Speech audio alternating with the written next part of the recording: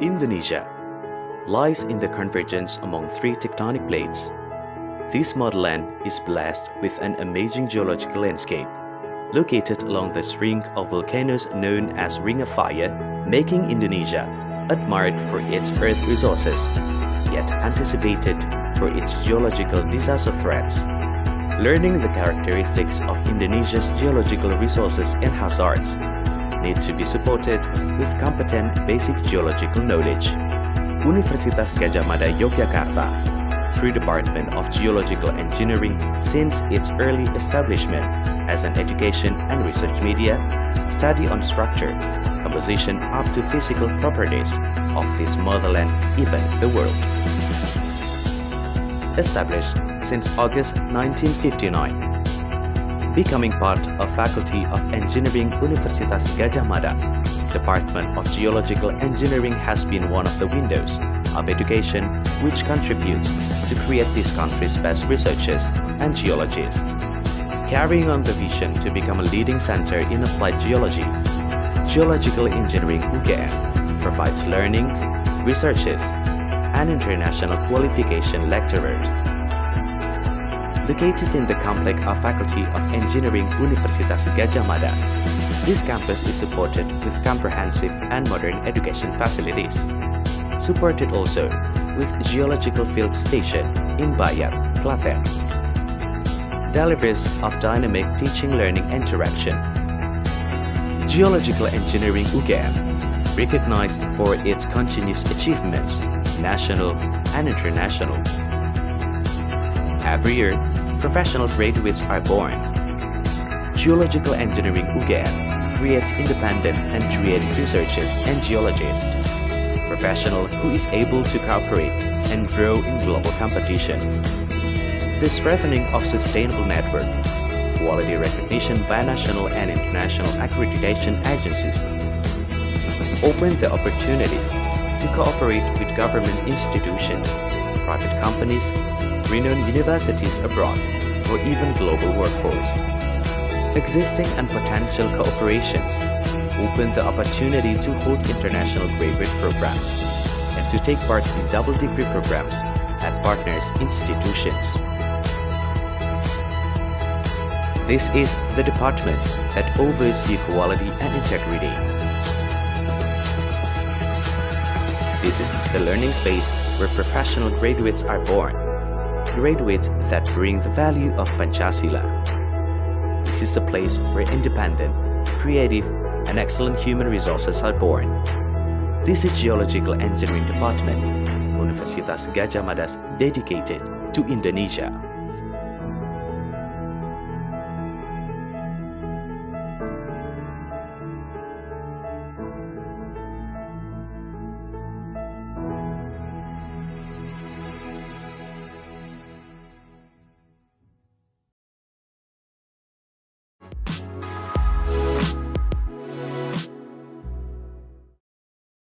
Indonesia lies in the convergence among three tectonic plates. This motherland is blessed with an amazing geological landscape, located along the string of volcanoes known as Ring of Fire, making Indonesia admired for its earth resources, yet anticipated for its geological disaster threats.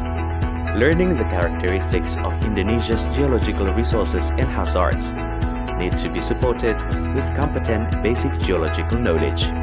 Universitas Gadjah Mada Yogyakarta, through Department of Geological Engineering since its early establishment as an education and research media, study on structure, composition up to physical properties of this motherland, even the world. Established since August 1959. Becoming part of Faculty of Engineering Universitas Gadjah Mada, Department of Geological Engineering has been one of the windows of education which contributes to create this country's best researchers and geologists. Carrying on the vision to become a leading center in applied geology, Geological Engineering UGM provides learnings, researches, and international qualification lecturers. Located in the complex of Faculty of Engineering Universitas Gadjah Mada, this campus is supported with comprehensive and modern education facilities. supported also with Geological Field Station in Bayat, Klaten. Delivers of dynamic teaching-learning interaction. Geological Engineering UGM, recognized for its continuous achievements, national and international. Every year, professional graduates are born. Geological Engineering UGM creates independent and creative researchers and geologists, professional who is able to cooperate and grow in global competition. The strengthening of sustainable network, quality recognition by national and international accreditation agencies, open the opportunities to cooperate with government institutions, private companies, renowned universities abroad, or even global workforce. Existing and potential cooperations open the opportunity to hold international graduate programs and to take part in double degree programs at partners institutions. This is the department that oversees quality and integrity. This is the learning space where professional graduates are born, graduates that bring the value of Pancasila. This is a place where independent, creative, and excellent human resources are born. This is Geological Engineering Department, Universitas Gadjah Mada dedicated to Indonesia.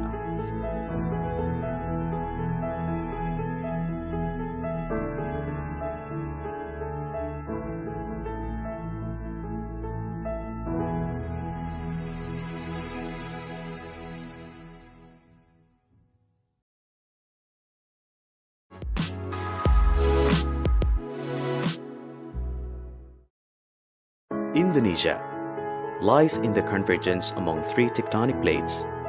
This motherland is blessed with an amazing geological landscape, located along the string of volcanoes known as Ring of Fire, making Indonesia admired for its earth resources, yet anticipated for its geological disaster threats. Learning the characteristics of Indonesia's geological resources and hazards need to be supported with competent basic geological knowledge. Universitas Gadjah Mada Yogyakarta, through Department of Geological Engineering since its early establishment as an education and research media, study on structure, composition up to physical properties of this motherland, even the world. Established since August 1959. Becoming part of Faculty of Engineering Universitas Gadjah Mada, Department of Geological Engineering has been one of the windows of education which contributes to create this country's best researchers and geologists. Carrying on the vision to become a leading center in applied geology, Geological Engineering UGM provides learnings, researches, and international qualification lecturers. Located in the complex of Faculty of Engineering Universitas Gadjah Mada, this campus is supported with campus and modern education facilities. Supported also with Geological Field Station in Bayat, Klaten. Delivers of dynamic teaching-learning interaction. Geological Engineering UGM, recognized for its continuous achievements, national and international. Every year, professional graduates are born. Geological Engineering UGM creates independent and creative researchers and geologists, professional who is able to cooperate and grow in global competition.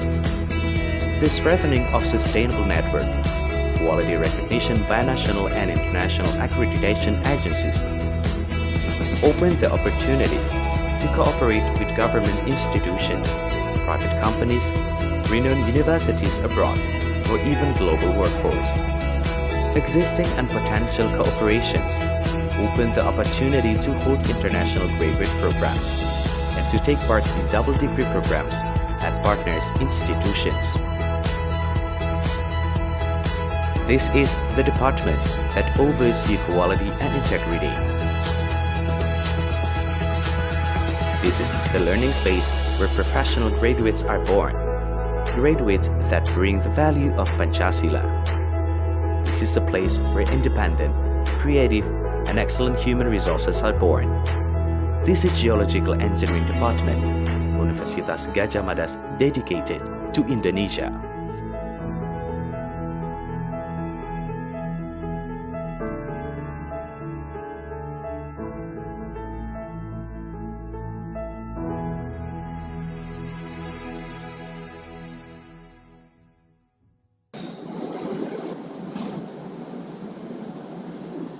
Ladies and gentlemen, good morning. Welcome to the 30th Regional Conference on Geological and Georesources Engineering 2021. Welcome to this highly anticipated gathering for geologists and geoscientists in the Asian region. Regional Conference on Geological and Georesources Engineering, known as RC-GEOE, is an event that provides researchers, academics, practitioners, and related communities a forum to discuss and exchange their latest notions regarding the field of geological engineering, georesources engineering, and geoscience through research and conference. The 30th AUNCNet RC-GEOE presents Geological and Georesource Engineering for Sustainable Earth as this year's theme, and during the pandemic, RC-GEOE provides the opportunity for all participants to initiate conversations while expanding their networks as a way for the community to achieve future collaborative and coordinated approach in regional and international level. RC-GEOE 2021 invites all prospective participants, and we are looking forward to your contributions and ideas. It is rainy in Yogyakarta, and I hope the weather is nice on your side. Nevertheless, no matter the weather, I believe that today's regional conference would be fruitful. Ladies and gentlemen, without further ado, we will play the Indonesian national anthem, and all participants remain seated.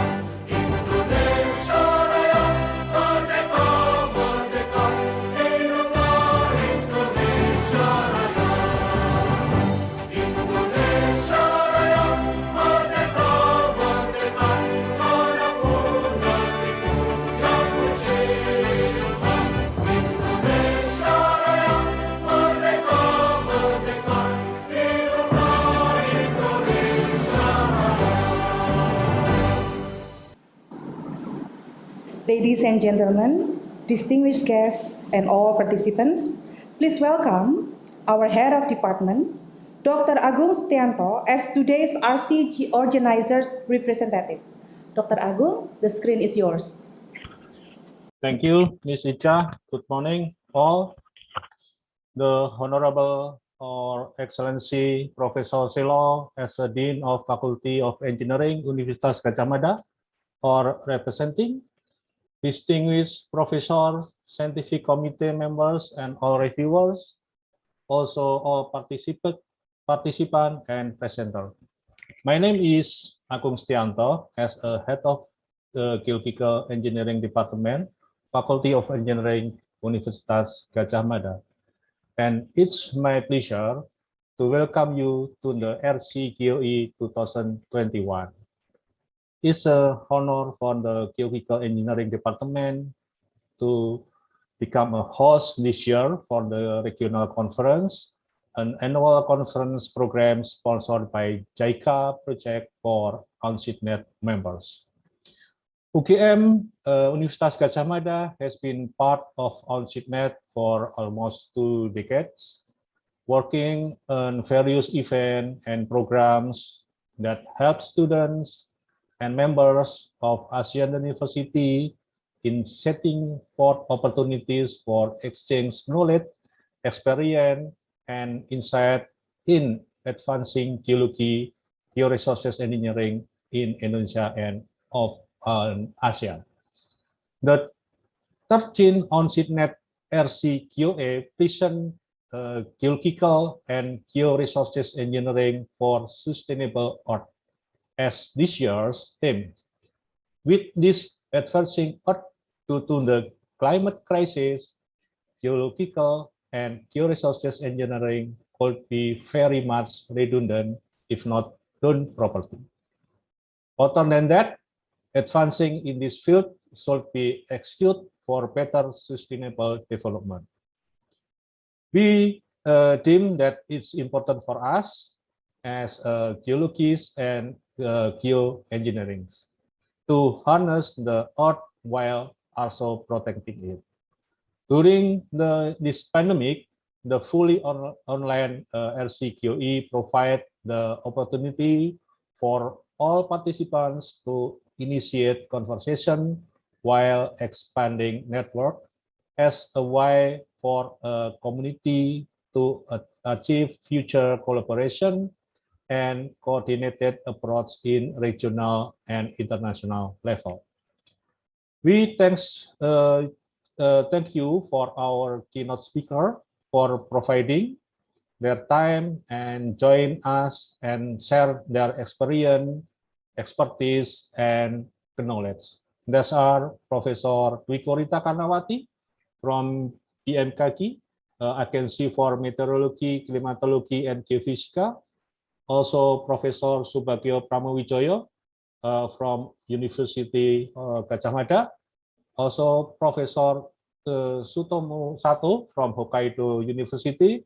Professor Igarashi also from Hokkaido University. Professor Osanai from Kyushu University. Professor Yonesu from Kyushu University. Mr. Adi Mariono from Georesource.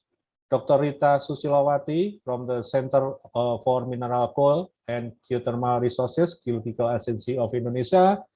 Dr. Kamarsah from University Science Malaysia.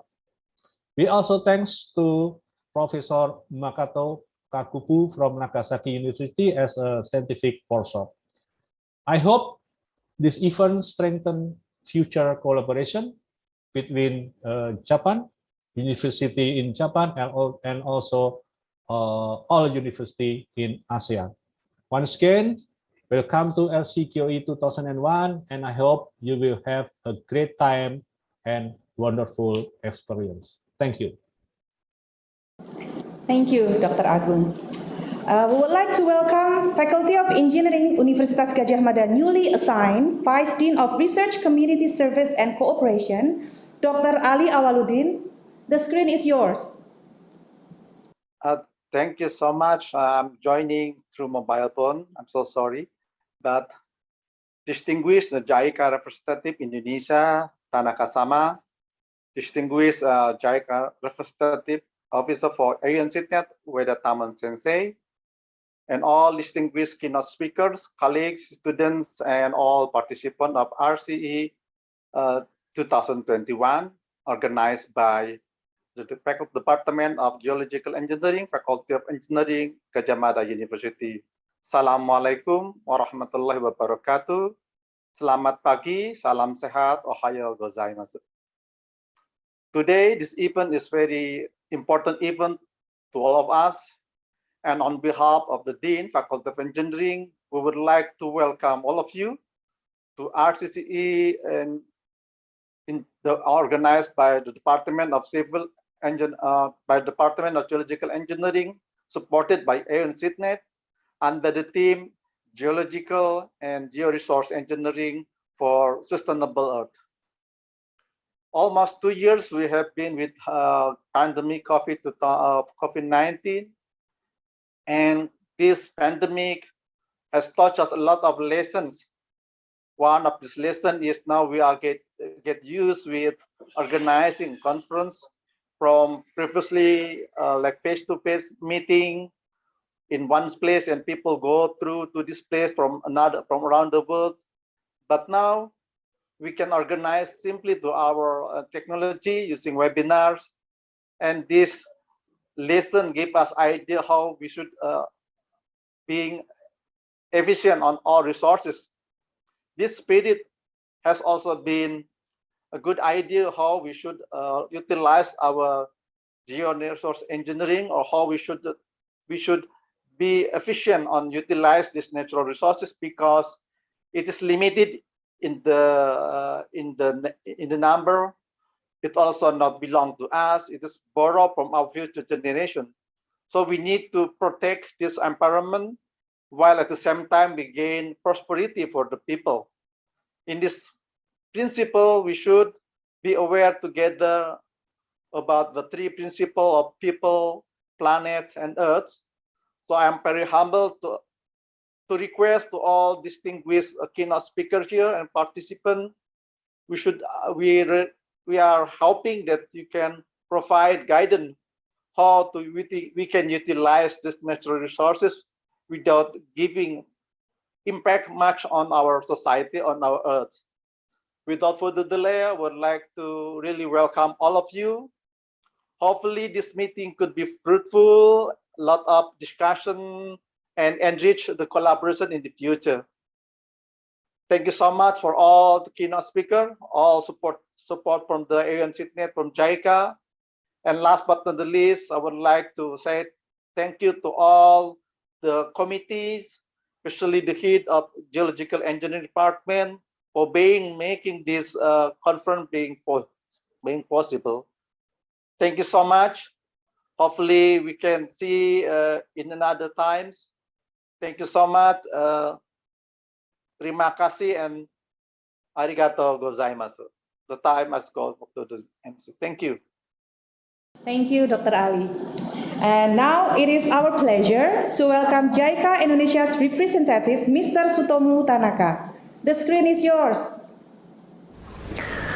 Professor Dwi Korita Karunawati, Meteorological, Climatological and Geophysical Agency, Dr. Rita Susirawati, Geological Agency of Indonesia, Mr. Adi Mariono, Director, Georesources Company, Professor Sero and Professor Subagio Pramumijoyo, Universitas Gadjah Mada, Professor Tsutomu Sato and Professor Toshifumi Igarashi, Hokkaido University, Professor Yasuhito Osanai and Professor Kotaro Yonezu, Kyushu University, Professor Emeritus Dr. Ueda Tamon, Chief Advisor and Acting Executive Director of AUN SIDNET, the Organizing Committee, distinguished guests, ladies and gentlemen.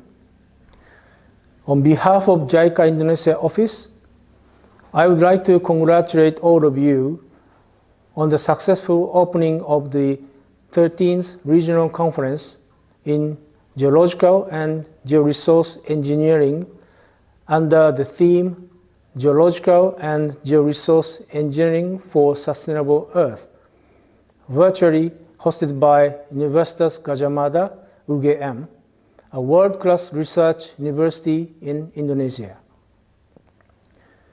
According to JICA's mission, we value the relationship of mutual trust with developing countries and aim to enhance human security and quality growth by reflecting into 4 dimensions, including people, peace, prosperity, and planet. In terms of caring for the planet, environmental conservation and water resources management is considered as one of the highlighted issues.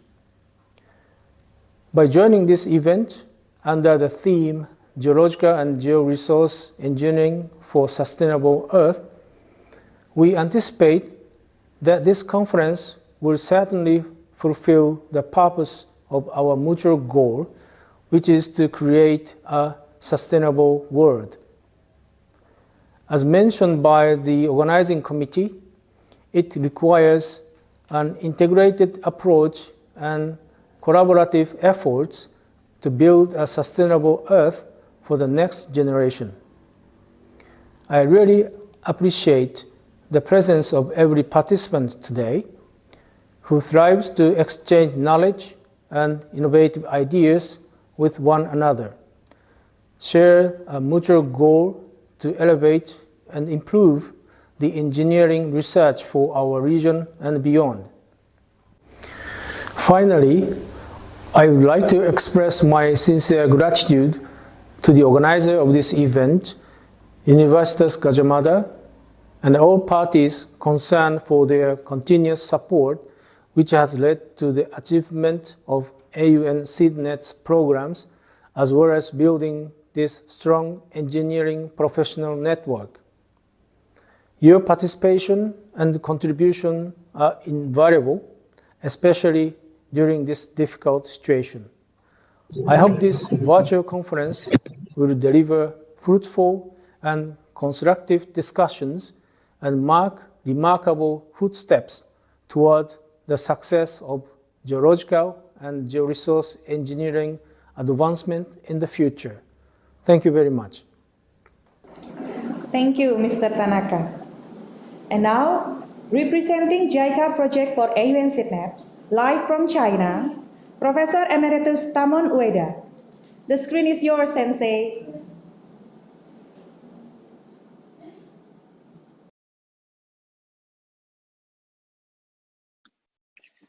Thank you. First of all, I'd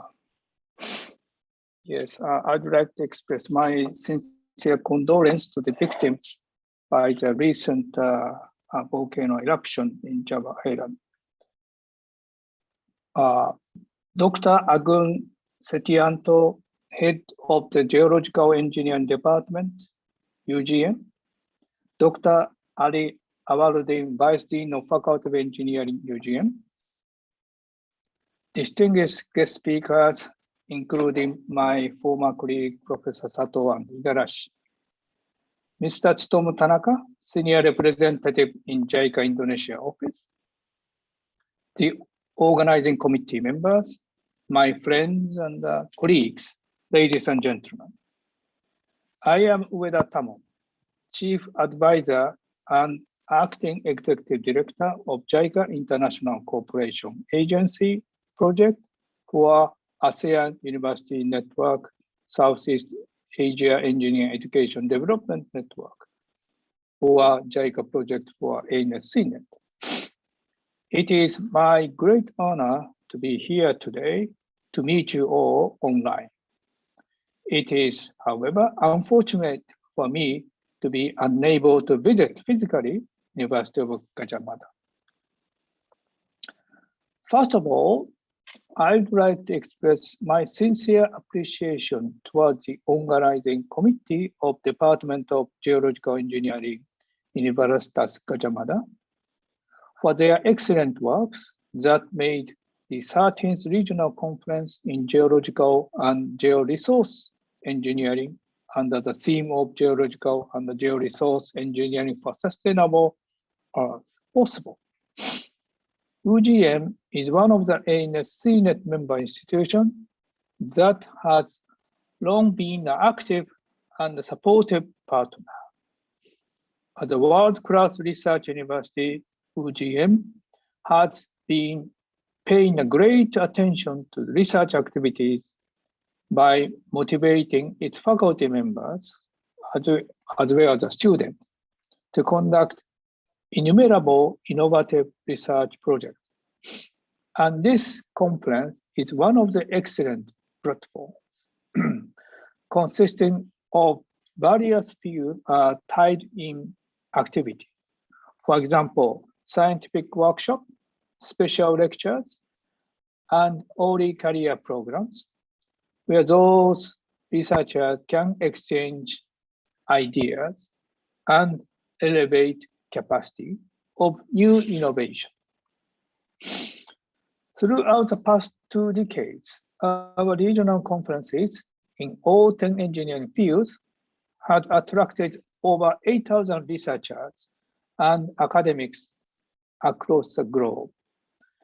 Please let me briefly introduce our project and elaborate some of the programs that we have done over 20 years of the operation.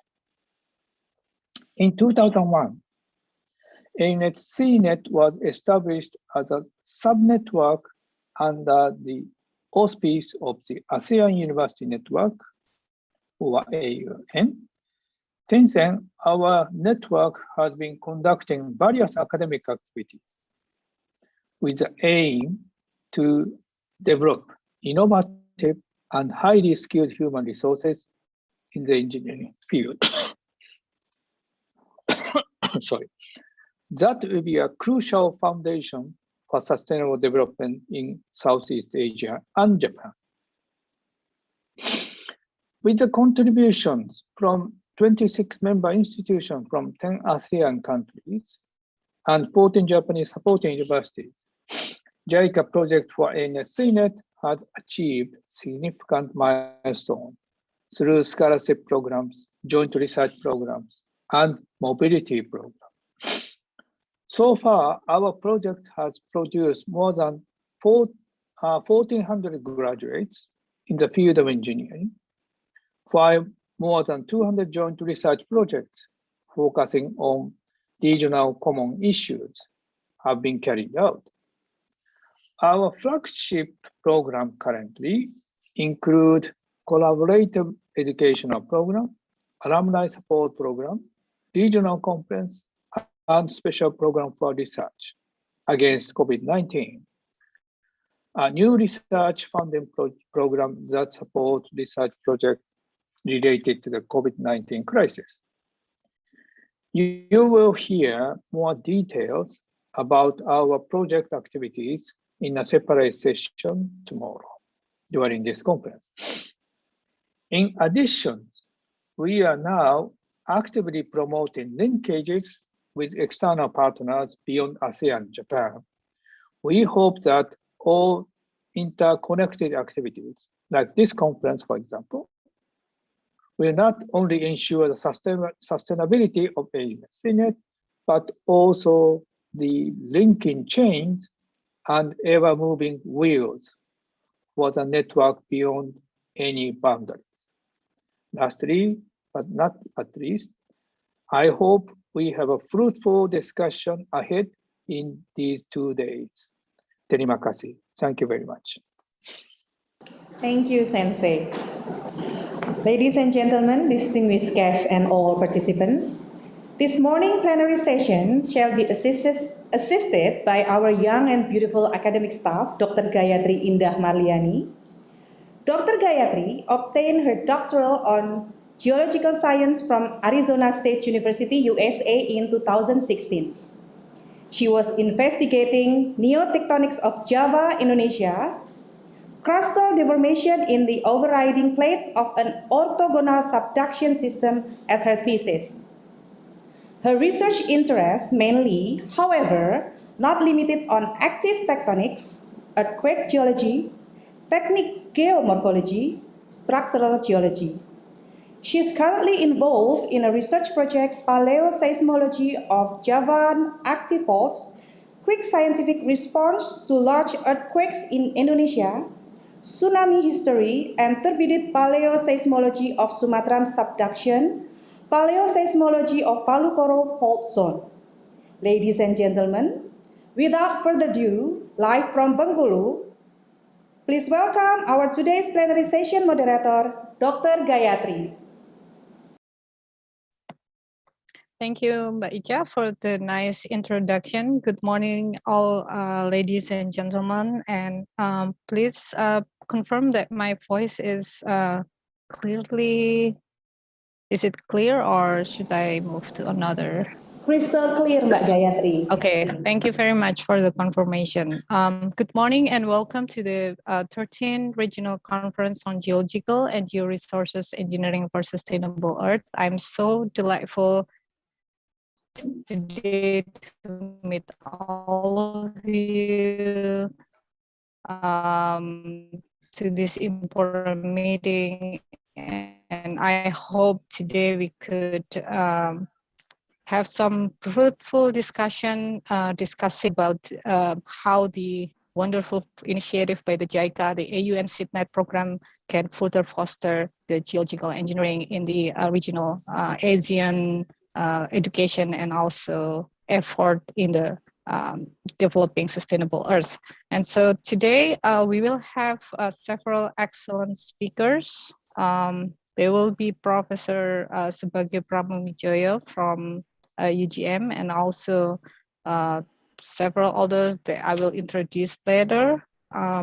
So there will be for each of the keynote speaker, there will be 20 minutes presentation maximum, and then we will continue with the final discussion at the end of the session. So without further ado, I will introduce you to the first speaker of today. So if the organizer committee can. So our first speaker is Professor Subagio Pramuwijaya from Universitas Gadjah Mada in Indonesia. So Professor Subagio Pramuwijaya received a doctorate degree from the University of de Paris Sud, France in 1991. And his research interests or area of interest for research is in tectonics, earthquake geology, and also structural geology. And also Dr. Subagio already more than 25 years of experience in studying earthquake geology and active fault kinematic in Indonesia. So he's very well knowledge for these topics. And also he's the principal investigator on many study, among them are those in Sulawesi and Papua, geology tectonics. Okay, so Dr. Subagio, the floor is yours. You can start your presentation. Okay, thank you very much, Dr. Gayatri. I would like to share my screen. I think I just waiting for another share screen has stopped because I cannot start screen share while the other participant is sharing here. Actually, the organizer committee already put it on the slide for you, but if you prefer to do it using your computer, then please go ahead, you can do it now. Okay, I will utilize my computer.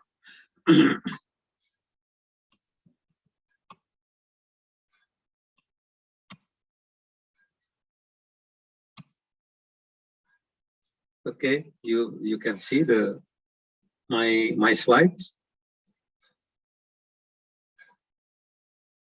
Yes, Pak Bagio, we can clearly see it. Okay, good morning, ladies and gentlemen. Here I will talk not in tectonics, but my experience that I have following the research and education in geological and georesource engineering during 18 years. And what next after the COVID-19 pandemic under AUN SIDNET JICA. Okay, it is the flyer or the first brochure for the seminar in 2003. At that time, I was an organizing committee of the first seminar, AUN SIDNET JICA. and it was assisted by Dr. Agung Stianto, Associate Professor and now Head of Geological Engineering Department, and Dr. Mariono, Researcher at Geological Institute. And finally, from this seminar, the Department of Geological Engineering was appointed as host institution in geological engineering of AUN SIDNET JICA. So I will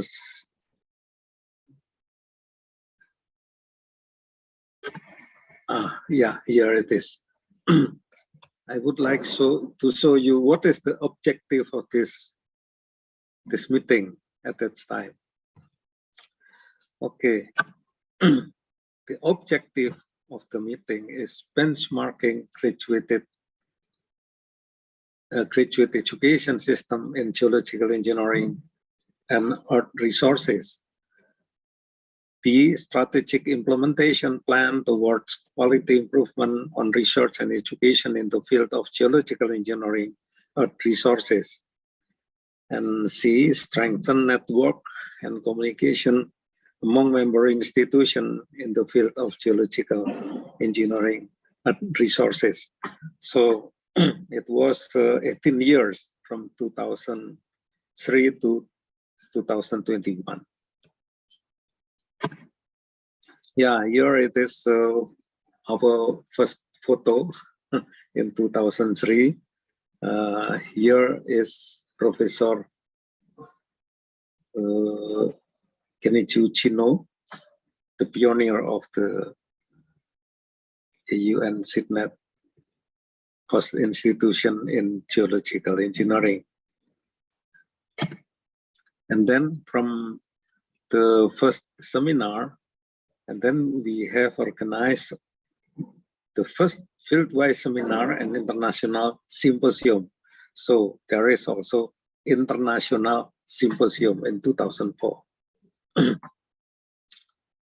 And then I will introduce you. It is Professor Uchino, and it is Professor Twikorita. And he is Dean of the Faculty of Engineering at that time. And then it is Professor Watanabe. And it is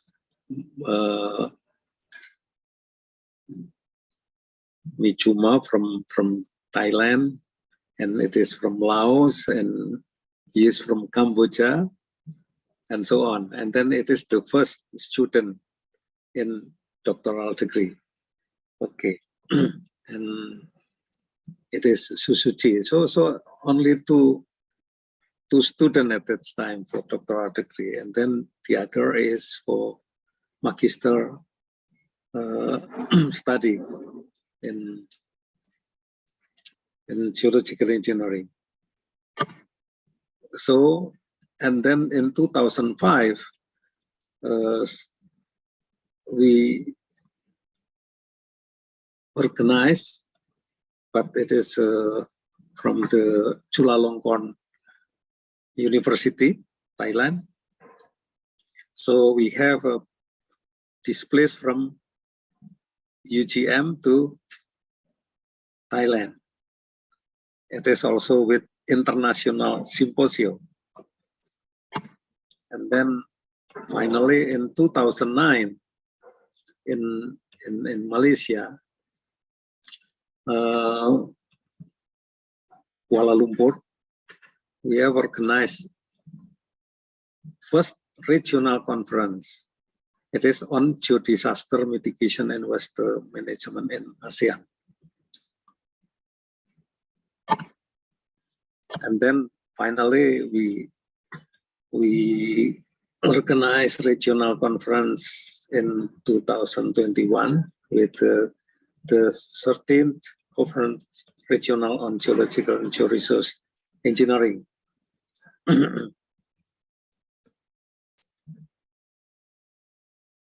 So we have 12 years from 2009 to 2021.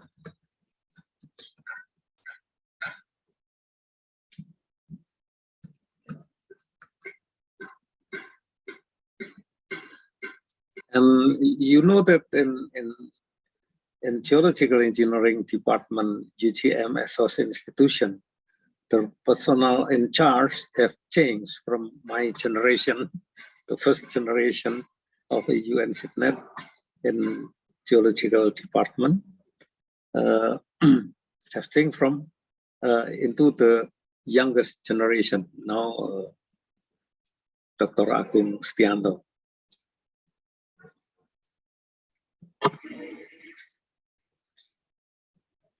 During the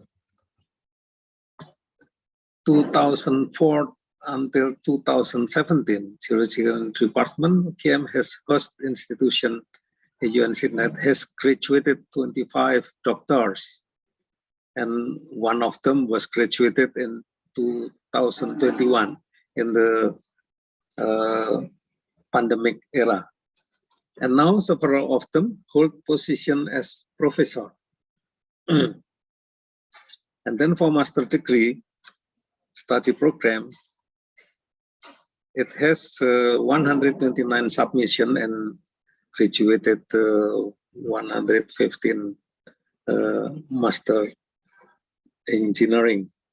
And during pandemic COVID-19, now 4 students from Cambodia, Laos, and Philippines still learning geological engineering, but it was from their own country. It means that with long distance learning, they have lectures from host institution, and then so we utilizing online learning. And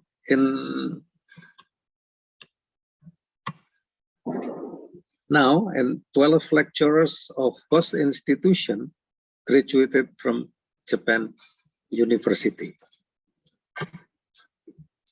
Yeah, it is another side of the UN SIGNET. Dr. Rita, it was in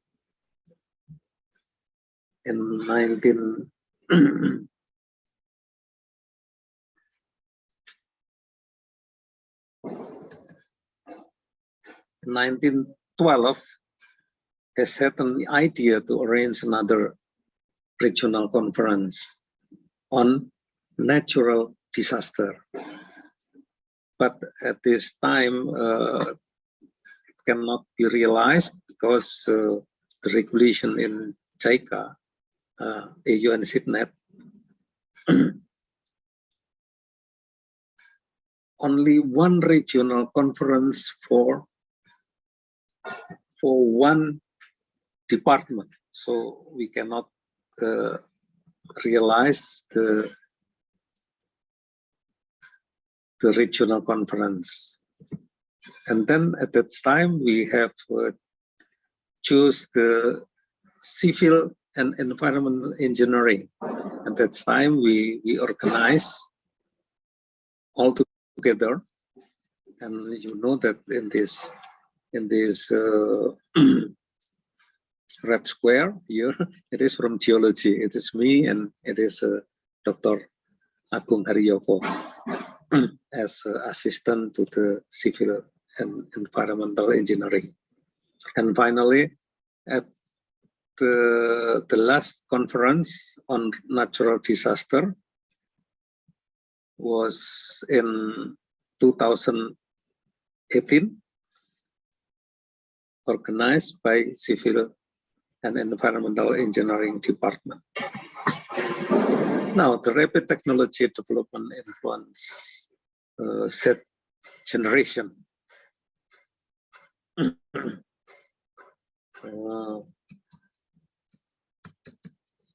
And COVID-19 pandemic disrupt educational system.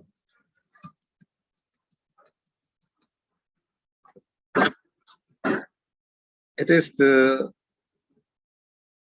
change of attitude from baby boomers, our generation, to the Z generation or post-millennial generation. But I have noted that the most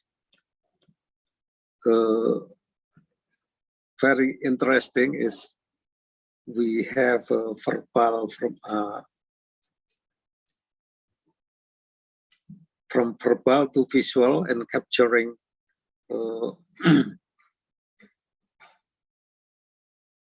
study material, and then they need teacher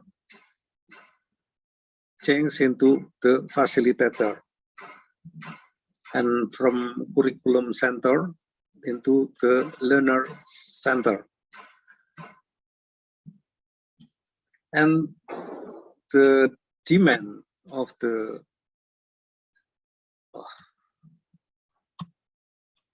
demand from industry 3.0 to 4.0 is from knowledge in education, knowledge producing education, and innovative producing education.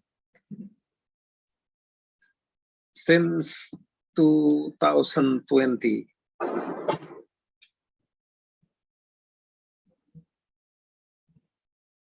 disruption in education. Before 2020, we have a classroom learning, but after COVID-19 pandemic, we have a change into blended learning or mostly online learning. But we don't know until when it will be ended.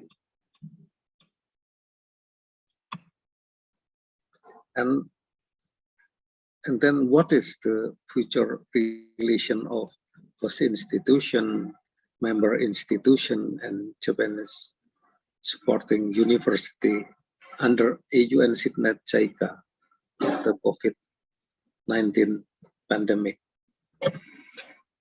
Yeah, here it is the configuration or scheme of magister study. All are utilize handphone, tablet, and laptop for e-learning. And then here in the red square, I have focus for host institution and learning management system. And it is the others is in MMI, yeah, in member institution. And maybe also we need virtual field trip. Virtual field trip will be arranged by host institution and member institution, because field trip in Indonesia and field trip in location of host institution. And it is also for doctoral study. The most important is learning management system in host institution. So here also, because I have make a virtual field trip also here. But you know, we must discuss between host institution, member institution, and Japanese professor maybe to approve what is the learning management system, and then what is the content and study research material, because the object of research should be in member institution country. And then consultation, discussion, we use online, and then evaluation and publication, of course. But for the laboratory works, we must, based on instrument availability, if there is instrument for analyzing in host institution, the student can come to the host institution for several days. And then promoter is from host institution or supervisor, and co-promoter should be a professor and candidate university member institution.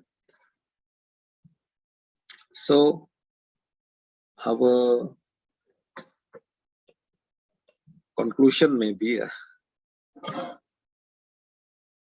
our conclusion is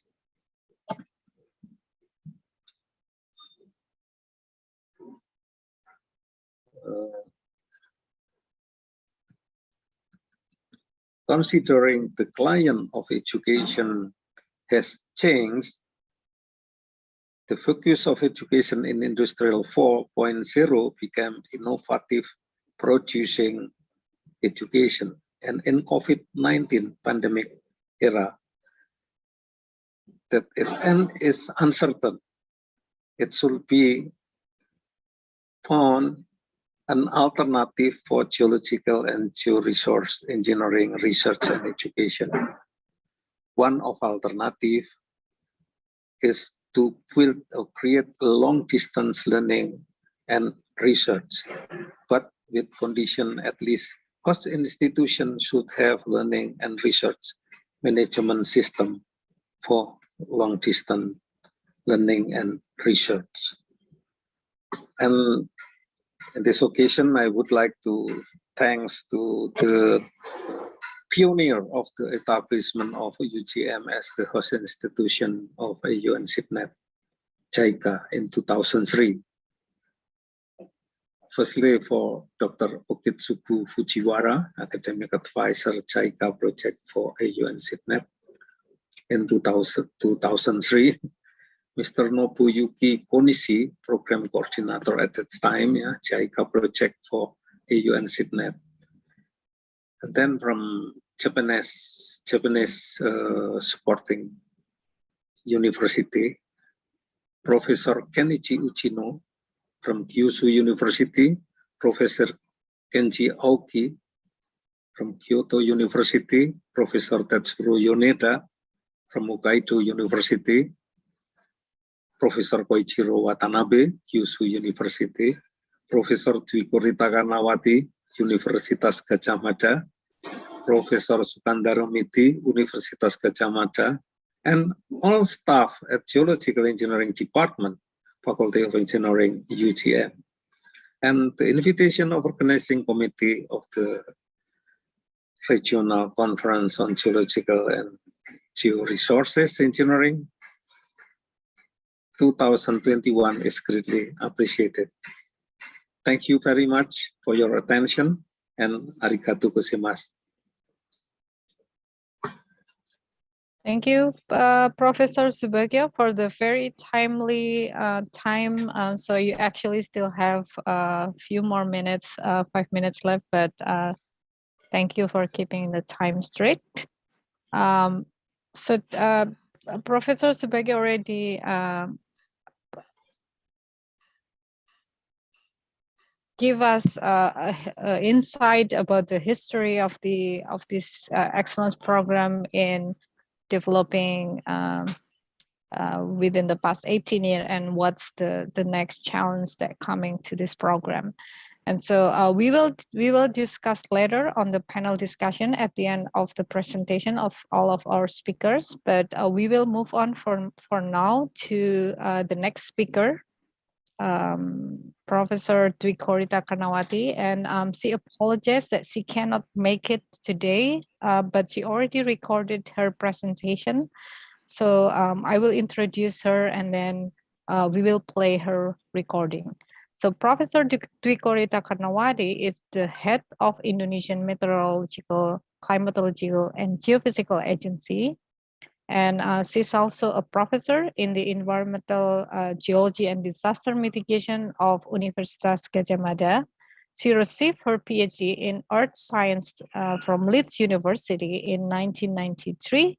And she also the vice president of the International Consortium for on landslides since 2015. And she also the chair of the Intergovernmental Coordination Group for the Indian Ocean Tsunami Warning and Mitigation System.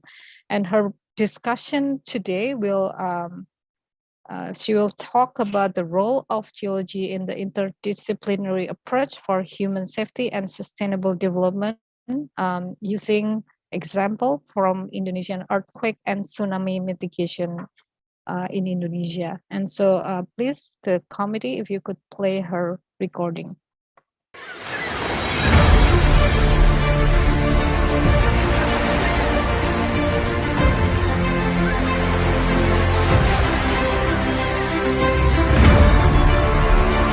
Do you remember the 2004 Indian Ocean tsunami, which resulted in the loss of many lives?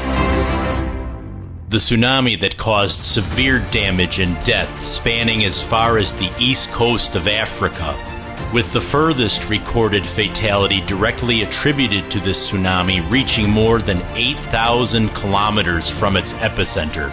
Communities along the surrounding coasts of the Indian Ocean were absolutely devastated.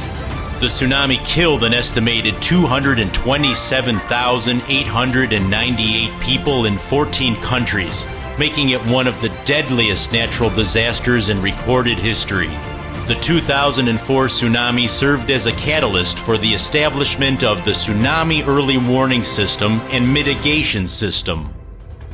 There are 3 established tsunami service providers in the Indian Ocean, and the Indonesian Tsunami Early Warning System, the Indian Tsunami Early Warning System, the Joint Australian Tsunami Warning Center. In addition to these 3 tsunami service providers, an RC-GEOE Secretariat was established and is based in Australia, while the Indian Ocean Tsunami Information Center, known as IOTIC, is based in Indonesia. As an integral part of the world's community, Indonesia through IDATIUS, operated by BMKG, is committed to support and protect the Indian Ocean coastal community from the threats of tsunami through a reliable tsunami early warning system. IDATIUS continues to strengthen and improve its capacity.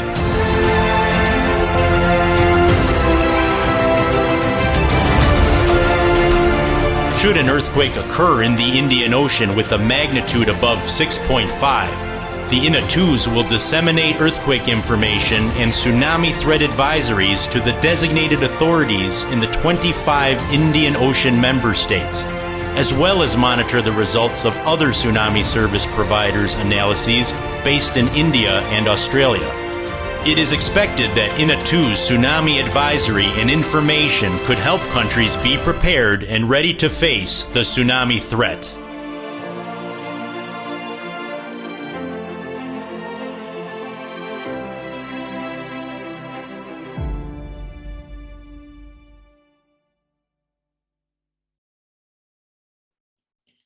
Good morning, dear colleagues, professors, ladies and gentlemen.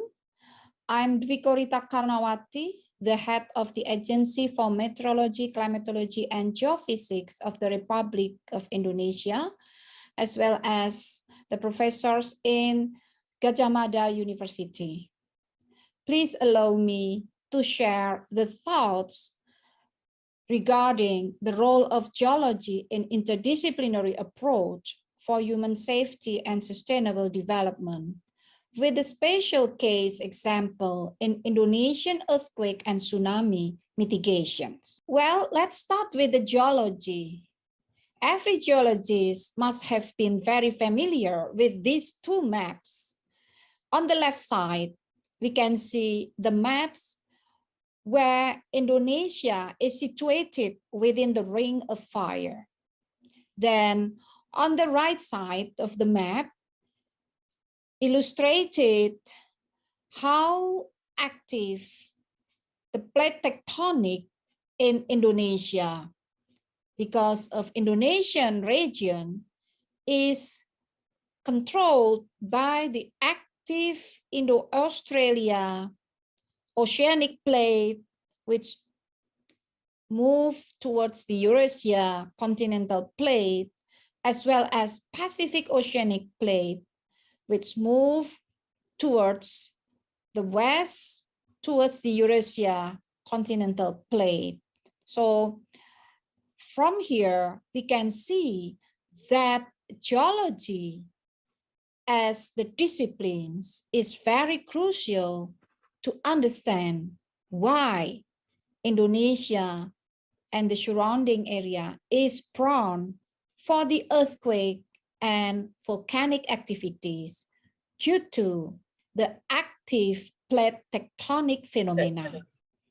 To study that, we study in geology as a disciplines. Now we can see two figures. On the left side, we can see that is the graph from Advanced National Seismic System Composite Catalog, indicating the frequency of the earthquake, which is predicted as shown in the black graph.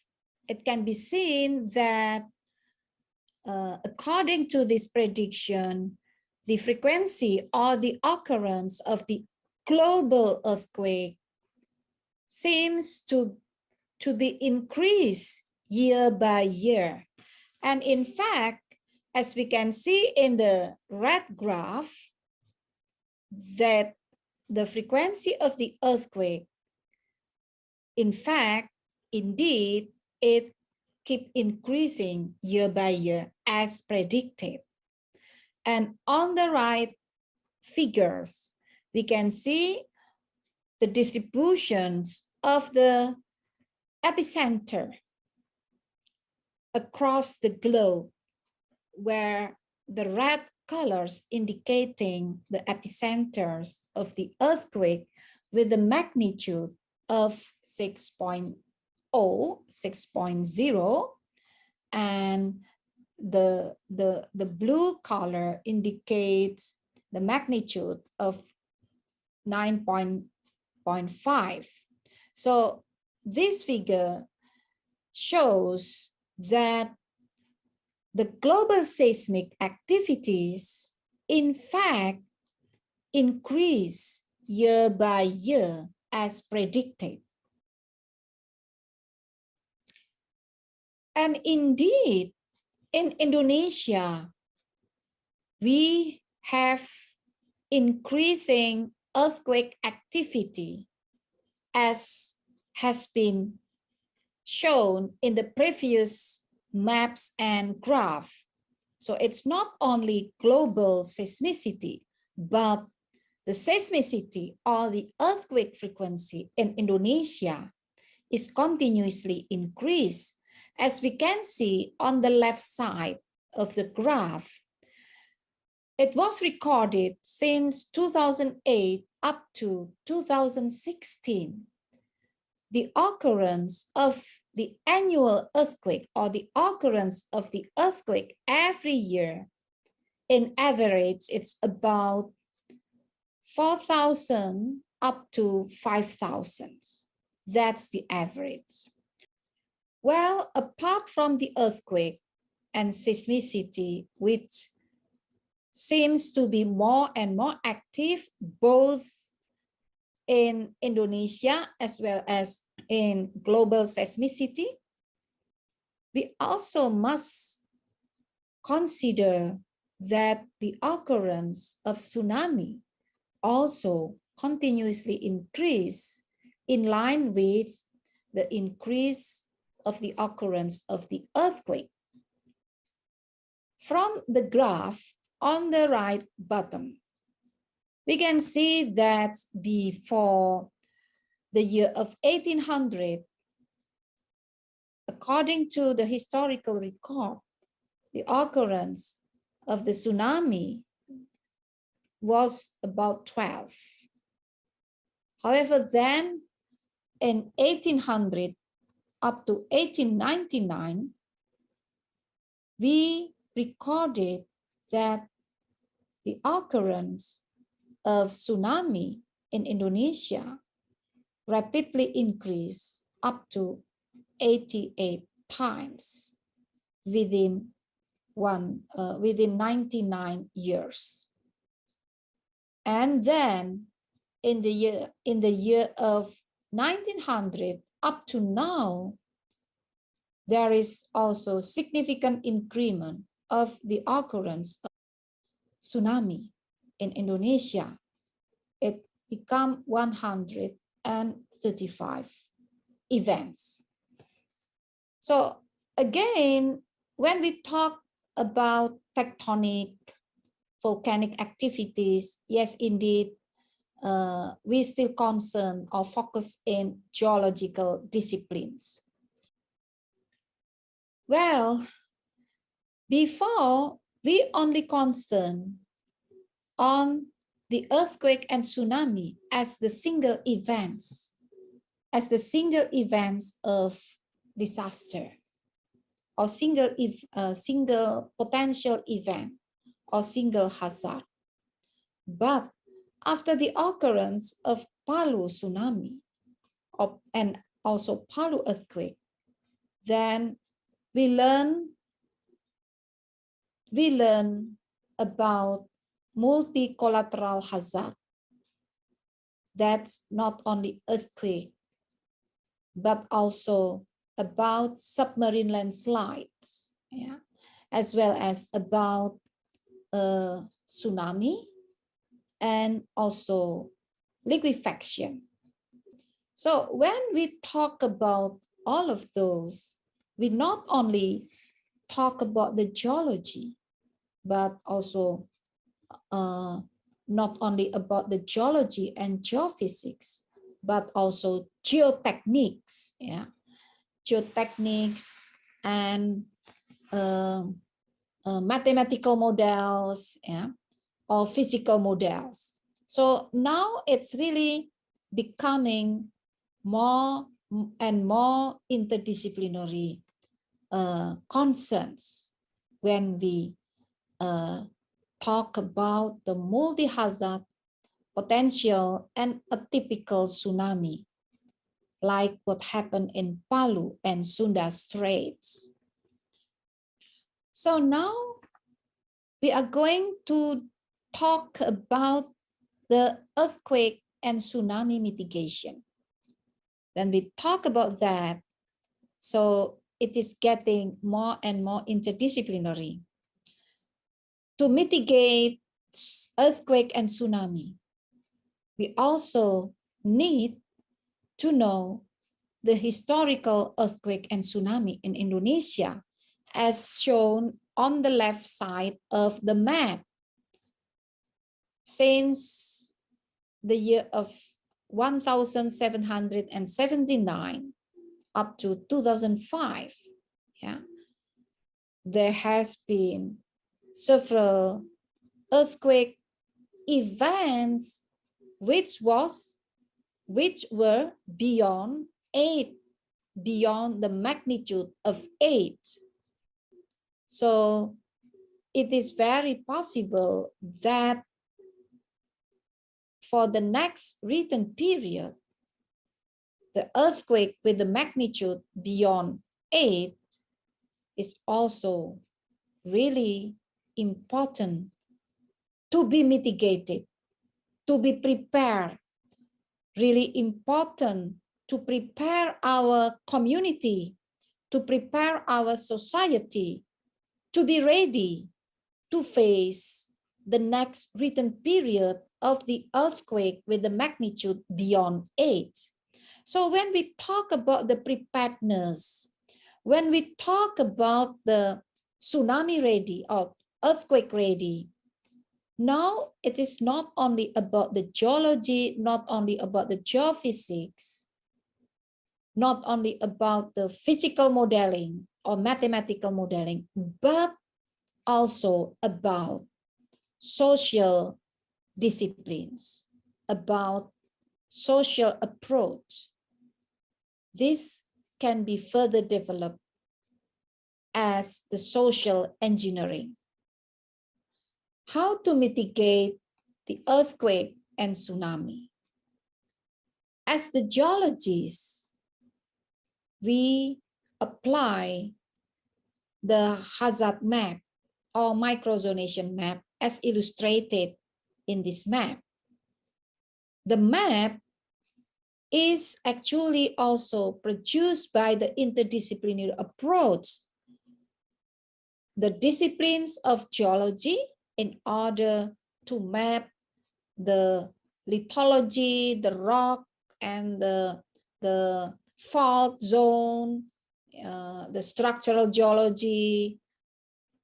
So again, interdisciplinary approach is really essential to achieve the safety of the society, to achieve the human safety, as well as to materialize the sustainable development. However, we understand the challenges remains. Even the challenges is getting stronger and stronger due to the complexity of the nature of the planet Earth, as well as more frequent process or more frequent events of the seismicity, as well as tsunami, and more uncertain phenomena. So how, again, to implement those? Yeah, through the strategic innovation in tackling, in handling the challenge of the nature, especially those related to the earthquake and tsunami.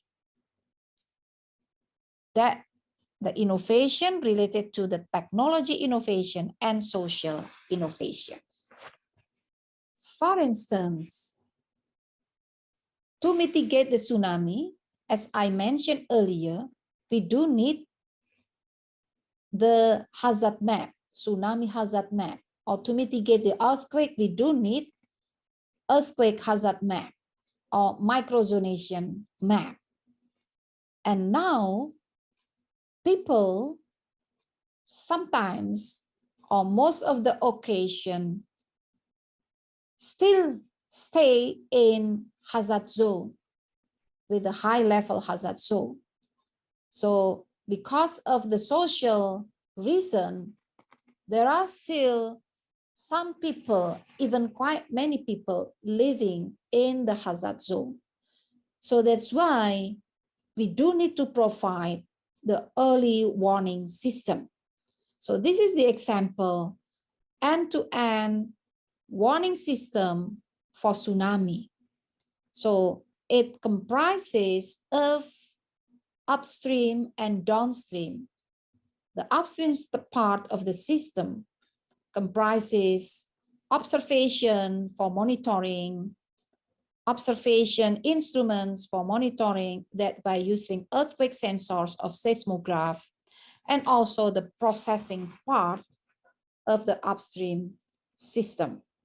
And then we also require information technology in order to disseminate the early warning or disseminate the earthquake information to the society through the interface institutions like media, Indonesian Army, Indonesian Police, local government, and BNPB, or the National Agency for Disaster Management.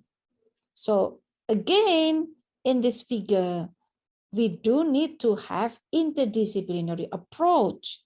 It's not only about the geology, but also about the geophysics, about the mathematics, about the computer science, about the Internet of Things, about the IT, information and technology, mathematics, physics, as well as about the social science, socio-cultural approach is required. This figure showing how tsunami early warning system in Indonesia, which is so-called Ignatius is really intersectoral system because of the needs for have interdisciplinary approach. This system has been approved by Presidential Decree number 93 in the year of 2019. From here, we can see that again, this system comprises of upstream and downstream. Upstream mainly with the monitoring and processing and prediction analysis, dissemination, then overall is considered as the technical part of the system or structural part of the system in the upper part. Then in the downstream, we need to have cultural or socio-cultural approach. Here in Indonesia, we involve more than 15 institutions in order to tackle this socio-cultural approach. The coordination of the downstream is under National Agency for Disaster Management or BNPB, and the coordination of the upstream for the structural or technical approach is under coordination of BMKG or the Agency for Meteorology, Climatology, and Geophysics. So again, interdisciplinary approach is a must. Here, we start to work for social media, for digital, with the digital approach in order to disseminate information of the earthquake and tsunami early warning. So again, here is getting more interdisciplinary. It's not only about the socio-cultural and technical approach, but also related to the social engineering, yeah, with the mobile phone, with the social media, yeah, and of course, this really really helpful, really beneficial for the society in order to allow each individual in the society have a direct access to all information related to the safety from the earthquake and tsunami. Well, dear colleagues, professors, ladies and gentlemen, that's all that I would like to share, to highlight the importance of interdisciplinary approach for materializing the sustainable development. And indeed, the role of geology is very important in that interdisciplinary approach. Geology itself seems not enough, not sufficient to tackle all of those issues. So again, geology itself or only geology is not sufficient to tackle all of those challenging issues for earthquake and tsunami mitigation. However, the mitigation without geology is also not sufficient. It will not be successful mitigation without the knowledge of geology. So that's why, ladies and gentlemen, we collaborate, we work harder for interdisciplinary approach, interdisciplinary sectors, and interdisciplinary collaborations. Thank you very much. Wonderful to hear from Professor Welcome. Dwikorita Karnawati.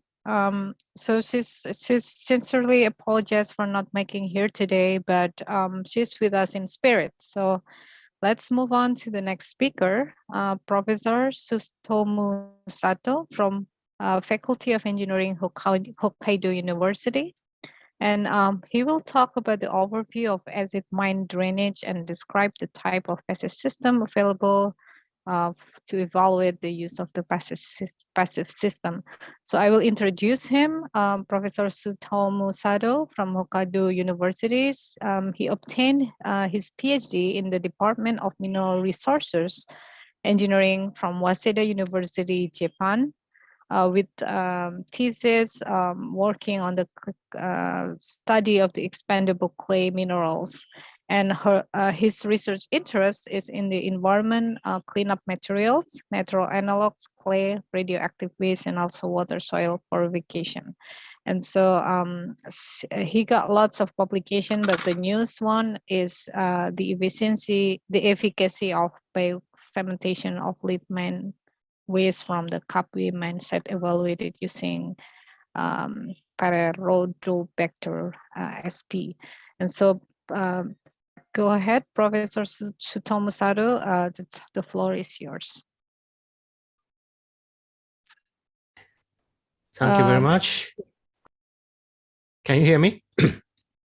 Yes, we can hear you clearly. And also your video is working. Thanks. Okay. Thank you very much, Gayatri Mariani. My pronunciation good? Yes, you're perfectly fine. Okay. Thank you very much. First of all, I want to say to thank you very much for the organizing committee to invite me in such a excellent conference, regional conference. I joined to this AUN student program 2007, more than 10 years. In that time, I cannot imagine I can join to this regional conference from my home. It's very surprising for me.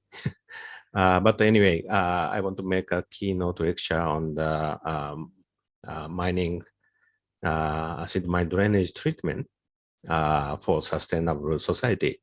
Okay, I want to share my slide.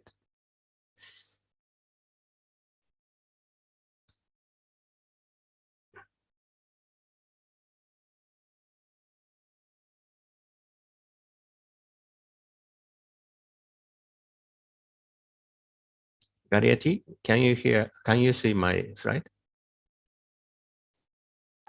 Yes, the presentation, it was there, but then it's just a second, again. Can you see? Yes. Okay, today I want to talk about the passive treatment. Audience, do you know the passive treatment? If you know the word, the passive treatment, maybe you are very environmental conscious person. But if you don't know the word passive treatment, maybe you should take note passive treatment, and after hearing my talk, maybe you have to check the passive treatment again. But anyway, target of treatment is acid mine drainage. That is drainage from active mine and closed mine and abandoned mine. So after stopping the mining, but that treatment should be continue until maybe nearly forever. So that treatment is a very important issue in mining activity, especially after closing the mining. But anyway, today I want to introduce a passive treatment. This is not ordinary treatment. I want to share the information why passive treatment is necessary and what method exists in passive treatment and how we do the passive treatment. Our target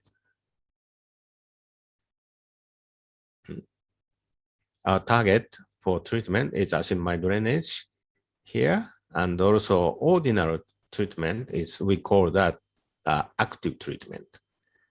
First of all, I want to introduce what is different between the active and passive treatment.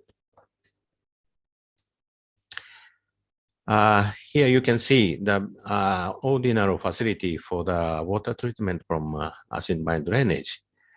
We call this active treatment. Active treatment typically requires big equipment and facility. For example, tanks and mixer and pumps. Also, as active treatment need a regular operation and maintenance, and continuous dosing with chemicals such as lime and power. So this is so costly. We spend so much money for the machine and for equipment and for chemical and the power.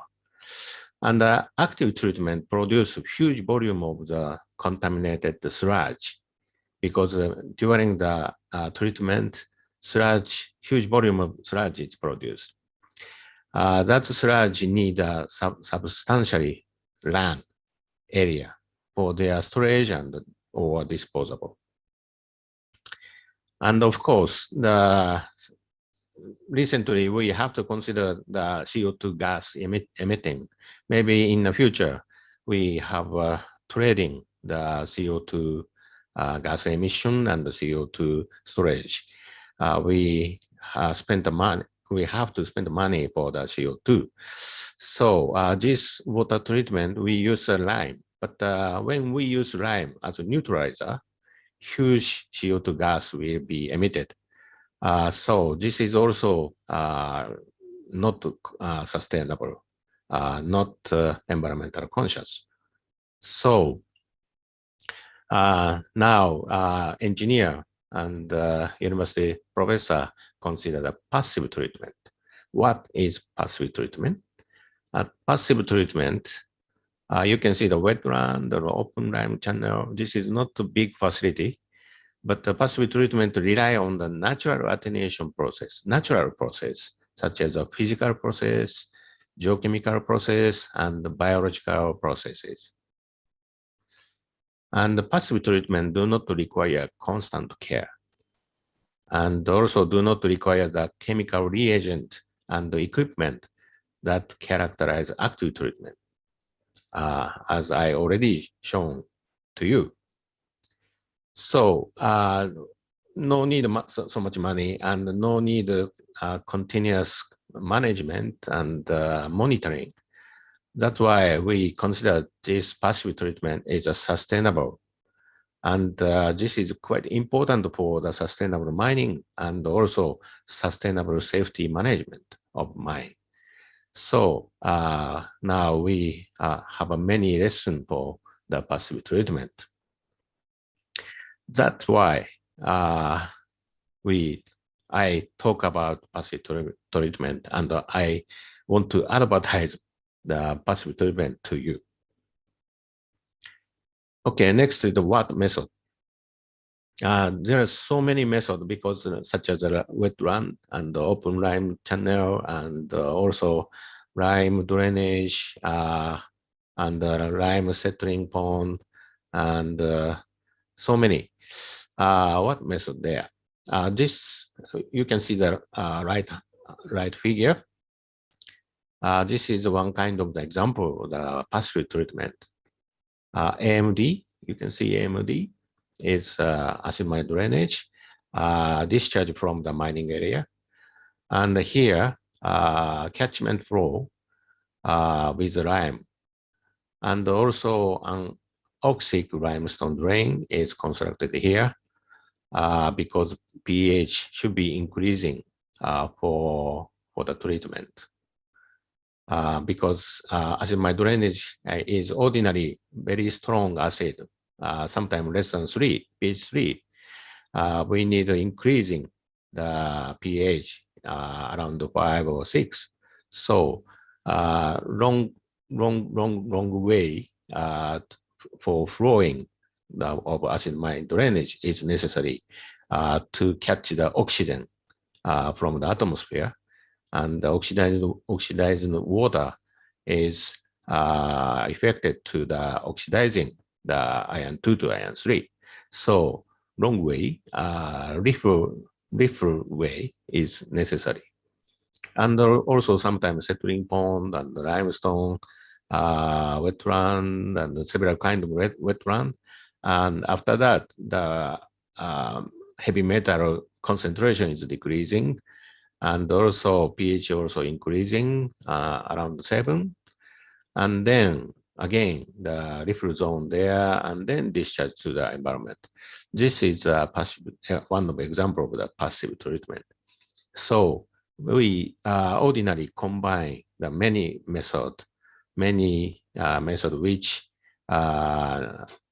is occur in the natural process, and then after combining together, we are successful to treat the acid mine drainage via safely.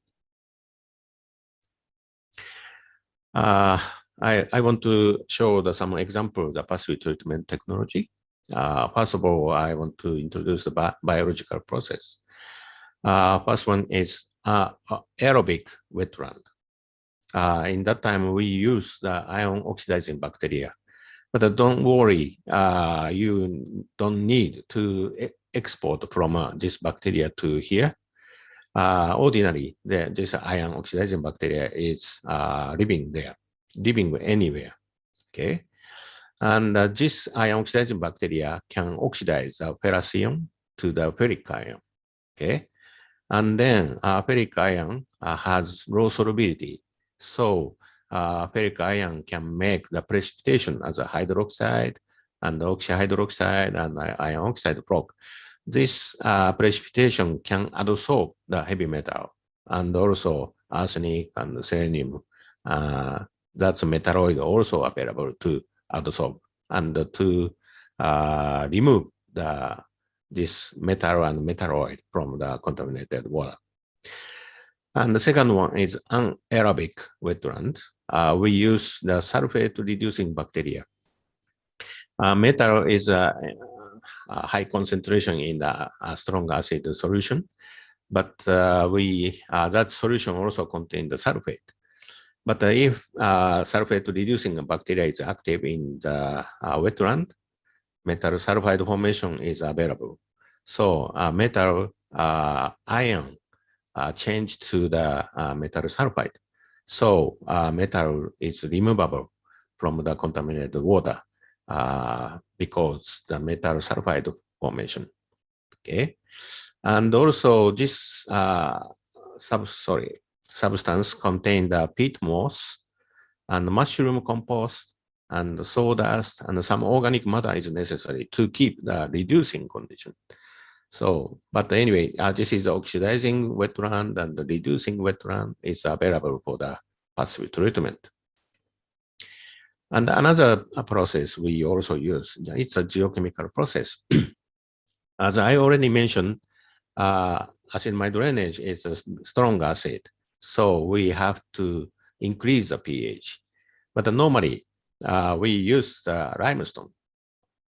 But the limestone also set into the aerobic system.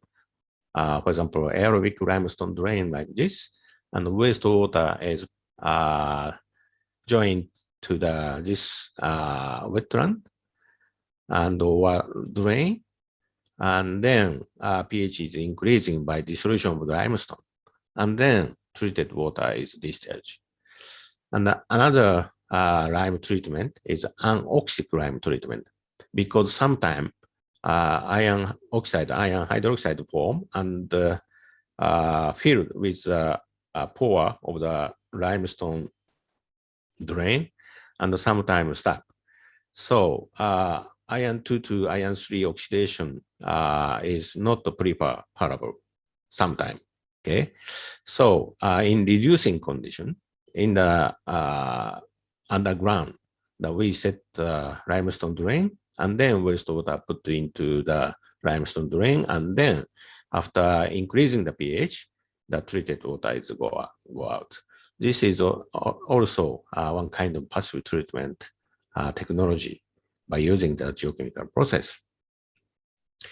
And other example also, today, due to the time limitation, I don't have a time to introduce each of them, but the vertical flow wetland and the bioreactor and the sulfate reducing bacteria and the lime leaching bed and the steel slug leaching bed, limestone sand treatment and diversion well and the alkaline bed, many of the passive treatment technologies exist, but we have to combine together. That is a problem, and also we need a big land around the mining area because we construct a wetland and the drainage channel. That's why we need a land for construction of some treatment facility. But how select the treatment? For example, when we select the water treatment, which is better, active treatment or passive treatment? So to select the treatment, we have many flowchart, which is already published. This is a Tram et al. 2010. Already published, and this is a New Zealand example for the selection of the treatment. This is a float chart, and pH is less than 2 for the acid mine drainage. If yes, that's also recommend the active treatment. But pH is more than 2, acidity is less than 2, and flow rate of the acid mine drainage is less than 50 liters per second. And then finally, sometime we can select the passive treatment. So there are so many flowchart for the selection of the treatment of acid mine drainage. But there are so many active treatment, even active treatment. There are so many flowchart and the passive treatment flowchart. Sorry, this is too small to see, but to select which active treatment method and which passive treatment method, already for the selection, the many flowchart is there. Okay, and this is another author also propose some flowchart for the selection of treatment and the design of the treatment. But by using flowchart, you can select the active treatment or passive treatment. After the selection, you can select the method in each treatment. But before construction, because this is the idea for the selection, but before construction, you need a design the treatment such as a target pH, what pH is necessary for increasing, and drainage, stiff drainage, what length, how long, and what size of pond, what size of wetland, and so on. We have to design the treatment facility before construction. And also, most important things, you need an estimation of the cost before construction. That is very difficult things, right? How we design the passive treatment facility before construction, and how we estimate the cost for the construction of the passive treatment. That is very important issue. So for this design the passive treatment and the cost estimation, we need the lesson learned from natural process, and we need a lesson some designing of the passive treatment in the real mining site, abandoned mining site, active mining site. So that's why we bring the student to the real mining site, which has a problem of the drainage treatment. And my student, Cambodian student, conduct already some lesson in the Cambodian active mining. So I want to show that some example, the design training for the passive treatment. These technologies from the lesson learned from natural alternation at gold artisanal mine in Cambodia. It's a small scale gold mine and a family operated mine. So it's illegal, okay?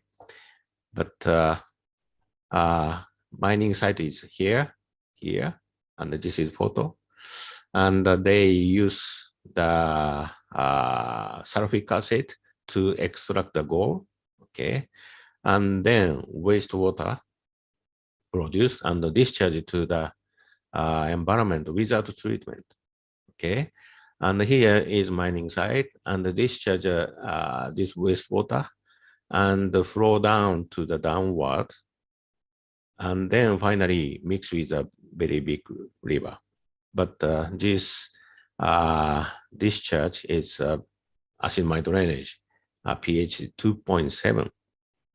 Okay, and this is a mixing point. Still, you can see the colored water. This is contaminated water. Okay, but the rainy season, you can see some crowded river, right? Some precipitation is occur. Because Cambodia, as you know, Cambodia climate is a tropical monsoon, so distinct rainy season and the dry season there. Okay, but the rainy season, we can see the some cloudy river, but the dry season is some transparent reddish colored water there. This is the acid mine drainage from the illegal gold mine. This is the active gold mine. Okay, but pH 2.7 and the arsenic, selenium, copper, and nickel concentration is more than WHO regulation limit. Okay, especially arsenic is a 0.01 is a WHO regulation limit, but this water contained 23.7 ppm of arsenic. And the selenium, copper, nickel also exceeding the WHO regulation limit.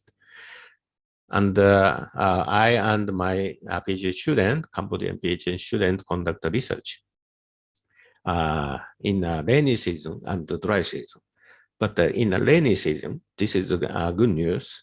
The concentration of arsenic, copper, nickel, selenium is going down to the downstream downwater, okay, downward, okay. This is the no treatment, so this is naturally attenuated, naturally cleaned up, naturally decreasing the concentration, okay. But this is rainy season, but dry season, the concentration is constant. Okay. So rainy season is naturally cleaned up, but the dry season is still concentration is exceeding the WHO regulation limit. Okay. Anyway, but you can see the reddish color river water.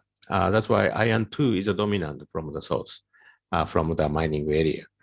But the iron 2 is easily to the iron 3 if pH is more than 3. Okay, but the rainy season, neutral natural water is mixed with the acid mine drainage, so pH is little bit increasing. So rainy season pH is more than 3. Okay, but dry season is the pH is less than 2. That's difference very important, because the cloudy material is iron hydroxide. That is good for the removable the heavy metal such as the arsenic and selenium.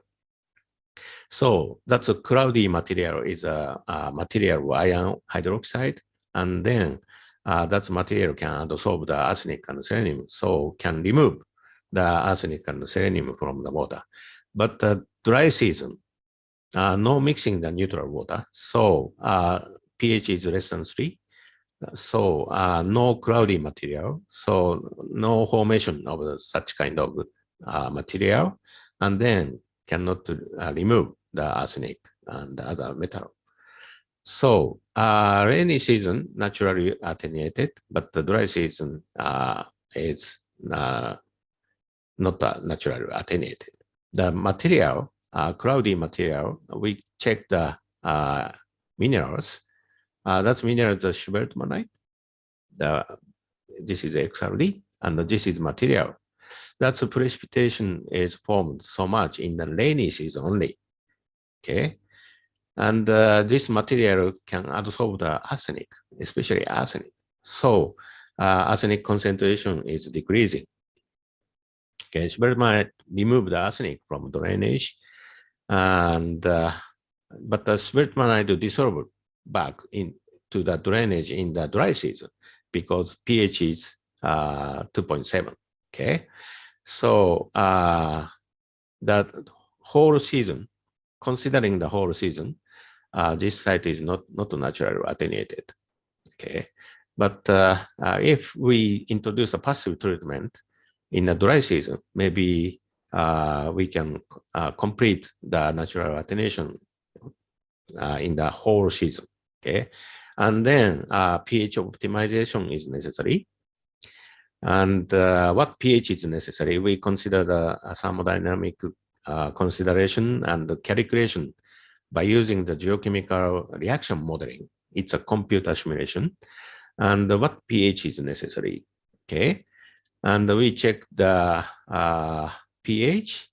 What pH is necessary to form the schwertmanite precipitation, and the 3.1 is necessary. That's why dry season is less than 3, so schwertmanite dissolve. But rainy season, more than 3.1. That's why schwertmanite form. So natural attenuation is occur in the rainy season. Okay, 3.1 is necessary. And also adsorption of hazardous element to the schwertmanite, also pH dependency, has pH dependency. What pH is appropriate for the removal of the heavy metal? Okay, for the arsenic, the concentration, this is a concentration, this is a pH. The less than 7.5 is necessary to keep the concentration less than regulation limit. Okay. As for arsenic, pH should be less than 7.5. And the selenium should be less than 4.68. And the copper is more than 4.84. Okay. And the nickel more than 6.38. Okay. And we summarize this. And at Mondolkiri gold mine site, pH is necessary for arsenic. Arsenic concentration of arsenic is decreasing less than regulation limit. pH 1 to 7 is necessary, and the selenium is 1 to 4.5 is necessary. But the copper and nickel is alkaline condition is necessary. This is no overlap. Okay, so arsenic selenium require acidic condition, and the copper nickel need a high pH condition, and the copper nickel is not suitable for adsorption process. And also to become the alkaline condition, the neutralizer is necessary. Much of neutralizer is necessary, and the schwertmanite form the precipitation at 3.1. So dilution also considering take into account for the passive treatment for the copper and nickel. Okay, so as I already mentioned, that in rainy season, the acid mine drainage and mix with neutral water rainy water. And then we have to consider what mixing ratio is necessary to achieve the treatment, okay? And we construct a mixing model, and what pH is necessary, okay? 3.5 and 3.1 is necessary. How mixing ratio is necessary, we can see the that mixing ratio from this figure. For example, if we increase the pH to the 3.1, maybe 0.38 mixing ratio is necessary. And if we need a 3.5 pH, and 0.18 is necessary. Okay, mixing ratio, the drainage and neutral water, we have to make a design what mixing ratio and what flow rate is necessary by mixing the neutral water, and we can consider the mixing ratio from this kind of calculation. So this is a proposal of passive treatment in the dry season. Mixing the neutral water is necessary, so we construct some abandoned mine pond, and this mine pond is open to the drainage, so neutralize the acid mine drainage. Okay, and also in the central area, also some mixing in a rainy season, but the dry season it's dry up, so making the pond neutral water surprising pond constructed here, or direct adding the chemical reagent, for example, limestone channel also constructed here. But option 3, this method is probably could remove only arsenic, not available for copper and nickel, because copper and nickel reducing concentration is necessary, the dilution. And the option 1 and option 2 is making a pond, and even in the dry season, some neutral water supplying. But option 2 is much more less than the mixing ratio than option 1. So we propose the passive treatment here is making the pond and making a drainage, and we introduce the neutral water into the acid mine drainage, even in the dry season. This is our proposal. And we can calculate cost also this. Okay, this is a final page of my presentation. And the passive treatment is very important for the sustainable and environmental sensitive green mining. Green mining is necessary because mining activity is very affected to the environment, and the very high impact, give the high impact to the environment. That's why green mining is necessary. Green means environmental conscious mining activity. And the new mining technology and the regulation has significantly improved mining efficiency and reduce environmental impact in recent years. In general, mining technique become much more environmentally sensitive when efficiency is improved because less waste is produced. However, current green mining technology need to become more widespread. In Japan, we also consider the green mining technology to reduce the cost and to reduce the environmental impact. And that's why we now consider the passive treatment, okay? And the plan for improving the efficiency and decreasing the environmental impact of mining is broken up into the following category.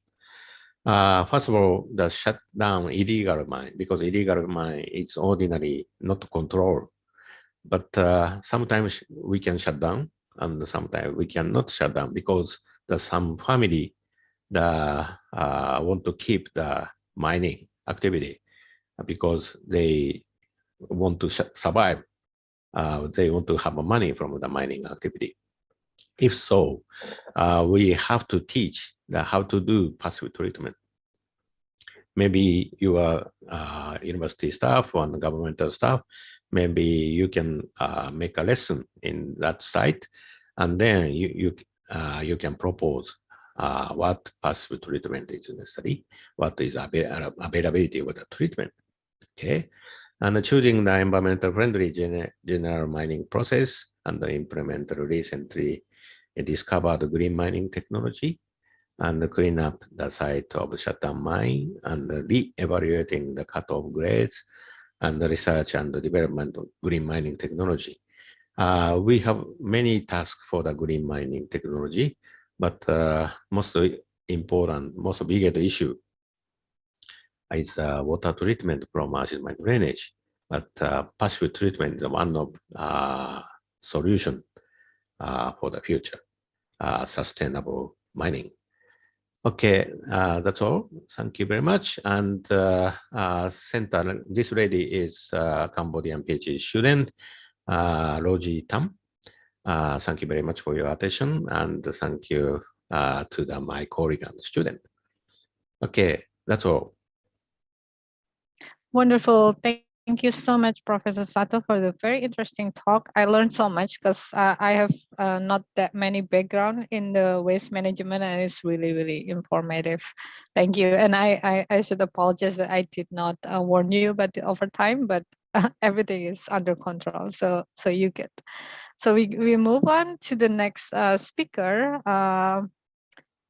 Professor Toshibuma Igarashi, are you in the room right now? From Hokkaido yes. University. Yes, I'm Toshi Igarashi. Can you hear me? Excellent. Yes, I can hear you fine. So Professor Igarashi will talk about the characterization of groundwater flow in a limestone quarry by groundwater chemistry. And so please go ahead. You can put your screen on, and we will have a 20-minute maximum for presentation. I should apologize later if I warn you before the time ends. Please go ahead. The floor is yours. Okay. Can you see my slide?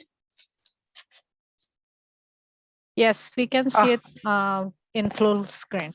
Okay. So good morning and good afternoon, everybody. So I'm Toshifumi Igarashi from Hokkaido University. I am very glad to have a chance of this presentation from Sapporo, Japan. These are the courses.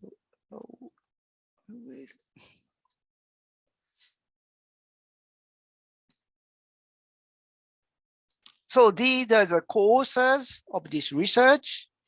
Dr. Kim In, Cambodia Institute of Technology, and Dr. Megumi Kondo, Mitsubishi Materials Corporation. The title today is Characterization of Groundwater Flow in Limestone Quarry by Groundwater Chemistry. So this is a study site of a limestone quarry located north of Tokyo. These three companies, A company, B company, and C company, concurrently excavating limestone here in this mountain. So we can see the slope on the top of the mountain. And the slope is 2.1 kilometer wide and 400 meter high. So in this mountain, displacement of the slope has been observed at around the center of the slope, around here. So this is the illustration of the slope of excavation. The original ground surface before excavation is expressed by this dotted line, whereas the residual slope here is expressed by the solid line. The geology of the mountain consists of two layers. The top limestone layer and bottom basalt layer that is called greenstone. And there is an intermediate layer between the two layers. The residual limestone layer has an angle of about 45 degrees and 20 meters thick.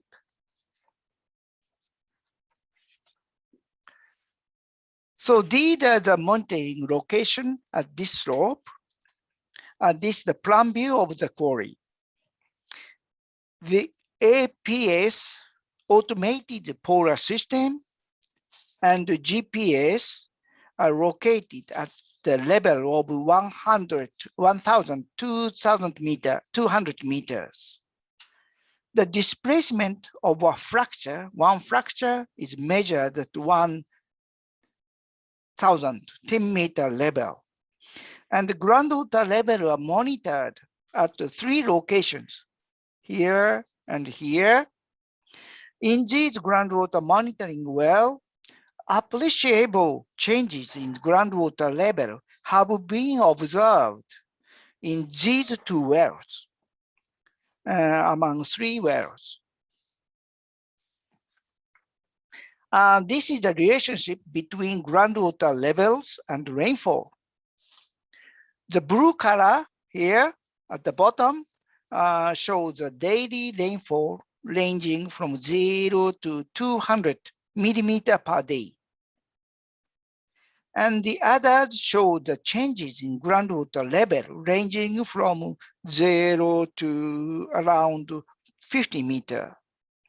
From this figure, the change in groundwater level corresponded to rain very sharply. In particular, the change in this water in this level was extremely sensitive to rainwater.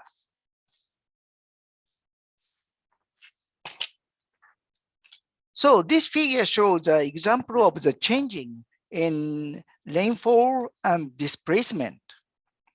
When the rainfall is higher than 20 millimeters per hour, the displacement increased dramatically. This is the picture of the displacement measurement here at one fracture located in the interbedded radius. That is, when the groundwater level increased due to heavy rain, the displacement around the interbedded layer occurred. So this means that the control of groundwater level is required to stabilize the slope.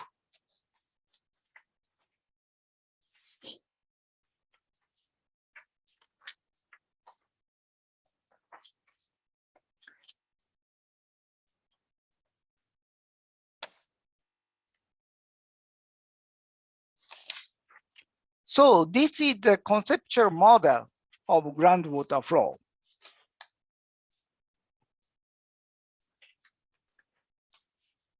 So the groundwater in the mountain can be divided into 3 types. One is groundwater in the limestone. The second is the groundwater in the interbedded layer. The third is the groundwater in the greenstone layer. So when we focus on the displacement of the interbedded layer, we think the best method is to extract the groundwater at this interbedded layer to stabilize the slope.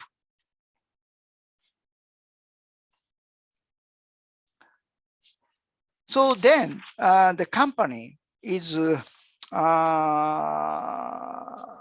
taking various kind of countermeasures around against the stability.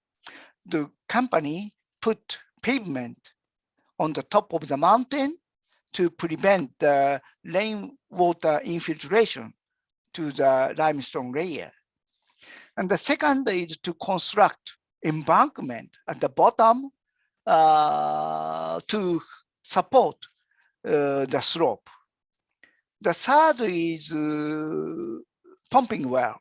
So they try to pump up the groundwater level, to reduce the groundwater level.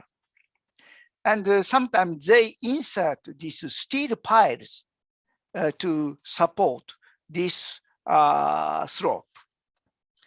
But now the displacement level or degree of displacement is decreasing. However, still we can find gradual displacement in the mountains. So in general, the rock slope failure are triggered by several factors such as groundwater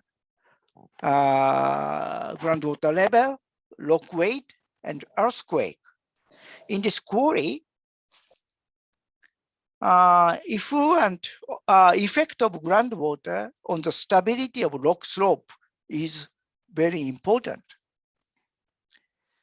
Due to intense rainfall like typhoon, the groundwater level rises. That increases the pore water pressure of the slide surface, which leads to the unstable slope. However, groundwater flow in the limestone quarry has not well known so far. That makes it difficult to lower the groundwater levels efficiently during the intense rainfall event, because we do not understand which borehole efficiently drain the groundwater around the slide surface. So we already constructed several tunnels and excavate upward the boreholes. But unfortunately, we cannot identify which groundwater is that in the interbedded layer.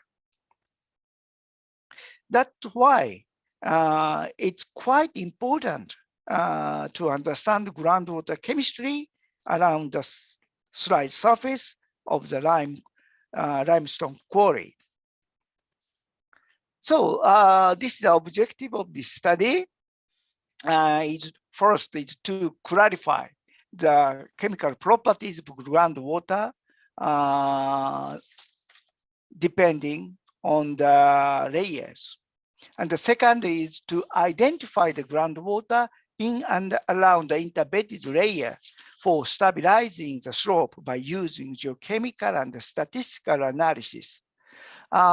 This approach is very original. So this is the first research we apply this geochemical investigation to the limestone quarry.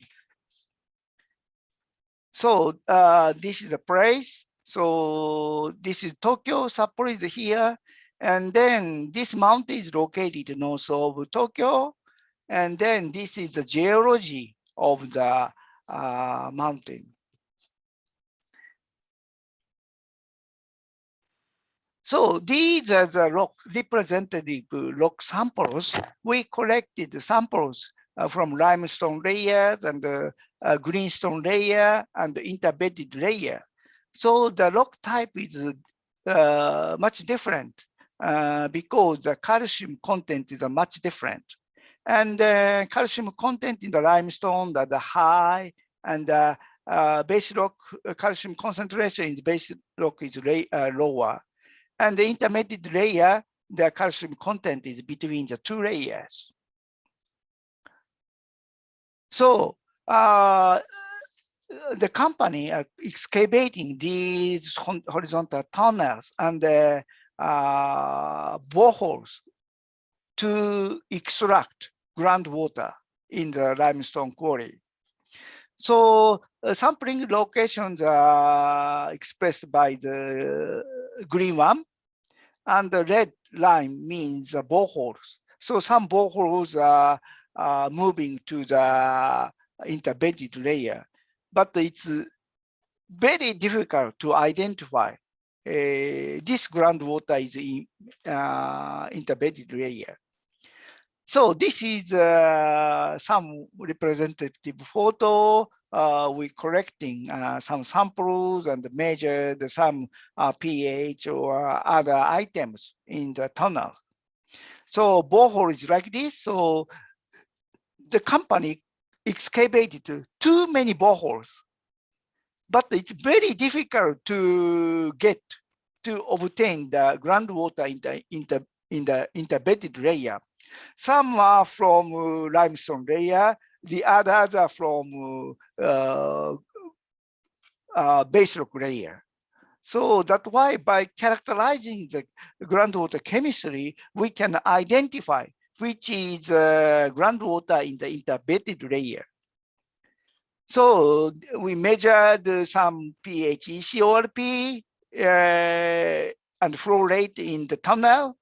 And after that, we filtrate with membrane filters and then measured these items to characterize the groundwater chemistry. So we plot the pipe up diagram, and then by using the geochemical model of Frick-C to calculate the partial pressure, aqueous carbon dioxide, or saturation index of calcium carbonate, calcite. So these are the data of the groundwater. So there are two groups. L is groundwater in the limestone layer, and the 1 to 10 is location. And S means the base rock samples. So by considering the data, the temperatures are almost the same, around 10 degrees Celsius. But some are high, some are low, because we collected these samples in the summer. The lower temperature samples are collected in the winter season. So that's why these are affected by the air temperature. So, and this is the pH. So this is not so easy to identify. So by considering the change of the pH of the samples, so these are the range. This black shows the range of the groundwater pH in the limestone layer. On the other hand, this pH means base rock layers groundwater samples. So that means there is a little bit different between the two groundwater. So this is the data of oxidation reduction potential in this mountain. The data of ORP is almost the same. And this is the data of EC. So EC, electrical conductivity of groundwater in the base rock, is lower than the EC in the limestone layer. We can identify a little bit the differences between the two groundwater. So this is also the flow rate. Flow rate is not so changed dramatically, but it fluctuates a little bit depending on the rainfall condition. So this is the data of the Piper plot. So all the groundwater samples are located here, calcium bicarbonate type, irrespective of the layers. So that's why it's very difficult to identify by using this kind of Piper plot. So this is the concentration of calcium in the groundwater. So it's very easy to understand. These higher calcium concentrations are found in the limestone layer. On the other hand, this is the data, calcium concentration in the base rock layer. And then we can see some plot are located between limestone layer and base rock layer. So then, by considering the location of the sampling point, so we can identify these 4 boreholes are located in the between the layers, and also this groundwater corresponds to the groundwater in the interbedded layer. So by using these chemical properties, we can identify which borehole is extracting the groundwater in the interbedded layer. So this is also the calcium concentration versus bicarbonate ion. So we can find some protein located higher calcium, higher bicarbonate concentration, and the lower one. So these correspond to the interbedded layer. Excuse me, Igarashi-sensei. It's over time? No, but you still have 3 minutes. So you can go ahead, but you have 3 minutes left on your presentation. Thank you. Okay, thank you. Thank you very much. So then we apply the geochemical characterization to the groundwater samples we have obtained, and then we should consider the water rock interaction and then calculate the calcite saturation index. And also we apply the statistical analysis, for example, hierarchical cluster analysis and principal component analysis. So this is one example of the calculated partial pressure of carbon dioxide. This is aqueous carbon dioxide or dissolved carbon dioxide in the water. So this boundary is this shows atmospheric carbon dioxide concentration. From this figure, there are many plots of groundwater in limestone layer. That means oversaturated. On the other hand, the base rock is undersaturated. So by using the geochemical characterization, we can clarify the boundary of groundwater in limestone and other layers. And this is also the saturation index of calcite. So all the limestone groundwater is oversaturated with respect to calcite. On the other hand, base rock is undersaturated. So it's very clearly found that. And we apply finally the hierarchical cluster analysis. This is the data. We use the whole elemental concentration and ion concentration. We can clarify the 3 clusters. So one is limestone, one is base rock, and the other is interbedded layer. So by using the geochemical characterization, we can identify the groundwater in the interbedded layer, and also that is confirmed by the geochemical analysis. So then before this research start, it's very difficult to identify which borehole is good to extract the specific site of groundwater. But by using this method, we can identify the appropriate groundwater. Thank you for your listening. So that's all my presentation. Excellent. Thank you so much. You're perfect on time. I shouldn't warn you. So thank you, Professor Igarashi, for the interesting talk. And I should note that this type of study about to know the groundwater flow pattern, then it's affecting how the stability of the slope of quarry. Is that also something to be notes on? So it's very important. And so I should also apologize that I forgot to introduce you earlier. So I'm gonna do it now. So I will read your CV. Yeah, thank you. No problem. Yes, Yes, so Professor Toshifumi Igarashi is from Hokkaido University. He graduated from the Department of Sanitary Engineering of Hokkaido University in Japan with a thesis on the evaluation of groundwater flow and solid migration in the subsurface environment. And so it's aligned with what he presented today. And so his research field in the earth resource engineering, civil engineering, architecture, disaster prevention, environmental science, and also geotechnical engineering and environmental remediation. And he also have lots of publication. The newest publication is about the acid mine drainage sources and impact on groundwater at Osarizawa mine in Japan. And so that's the introduction, which is late, the post-introduction for Professor Igarashi.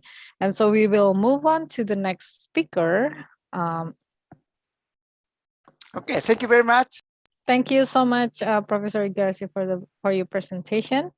And so we will introduce you to our next speaker, Professor Yasuhito Osanai from Kyushu University. So if the organizing committee could put his slide on, I will introduce his now.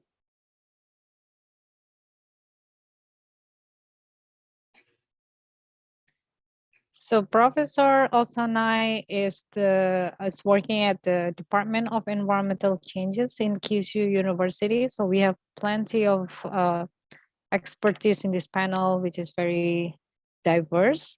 And his research interests include geological and tectonic evolution of Gondwana supercontinent through the geological and petrological studies at Sorensen Mountains in Antarctica. So he worked a lot in Antarctica field, and his field of specialization is geology and petrology. Some of his projects, including the geologic and tectonic evolution of Gondwana supercontinent, and also in Antarctica, and also other studies as well. And so today he's going to present the new finding of Oligocene ultra high temperature metamorphic rocks from Momek Central Myanmar this time, so not from Antarctica. And so it's very important study implication in developing history of the Asian continent. And so please, Professor Osanai, the floor is yours. Okay, thank you very much, Dr. Mariani. Okay, I will share the slides. Yes, please. And also you have 20 minutes Yep. maximum. Thank you. It's okay, already shared with? Yeah, we're still waiting Okay. for it to show on the screen, and now it's on the screen. Yep. Please go ahead. Okay, first of all, I would like to express my sincere thanks for giving me an opportunity to talk on new finding of Oligocene ultra-high temperature metamorphic rocks from Momek, Central Myanmar. So this new finding is one of the youngest ultra-high temperature metamorphic rocks in the world. So this background photo is a very complicated symplectite formation during ultra-high temperature metamorphism in Myanmar. Okay, the Mongok metamorphic belt is one of the most famous and important metamorphic terrain in Myanmar to realizing the continental growth tectonics. The Mongok metamorphic belt has 1,450 kilometer long and 40 kilometer wide, start from Eastern Himalaya syntaxis in the north and come down to the Andaman Sea in the south. So recently, many detailed metamorphic and geochronological analysis have been done for the high-grade metamorphic rocks from Central Mongok metamorphic belt by Yonemura et al. 2013, Momo Win et al. 2016, and Yecha 2 and Enami 2018. So especially for Mandalay and Mongok areas. In these studies, Eocene, Oligocene, high temperature granulate phosphate metamorphism was reported. But unfortunately, ultra high temperature metamorphic evidence was not reported yet. So our new finding of ultra high temperature granulates collected from Momek area, it is just about 30 kilometers northeast from Mogok gem deposit area. So this is the scenery of mountain range in Momek area, which is viewed from the northern border of Mogok area. Elevation of mountains is about 500 to 800 meters high. So first, I would like to explain the brief geology of Momek area. So Momek area is mainly underlain by various kinds of marble and calc-silicate gneisses.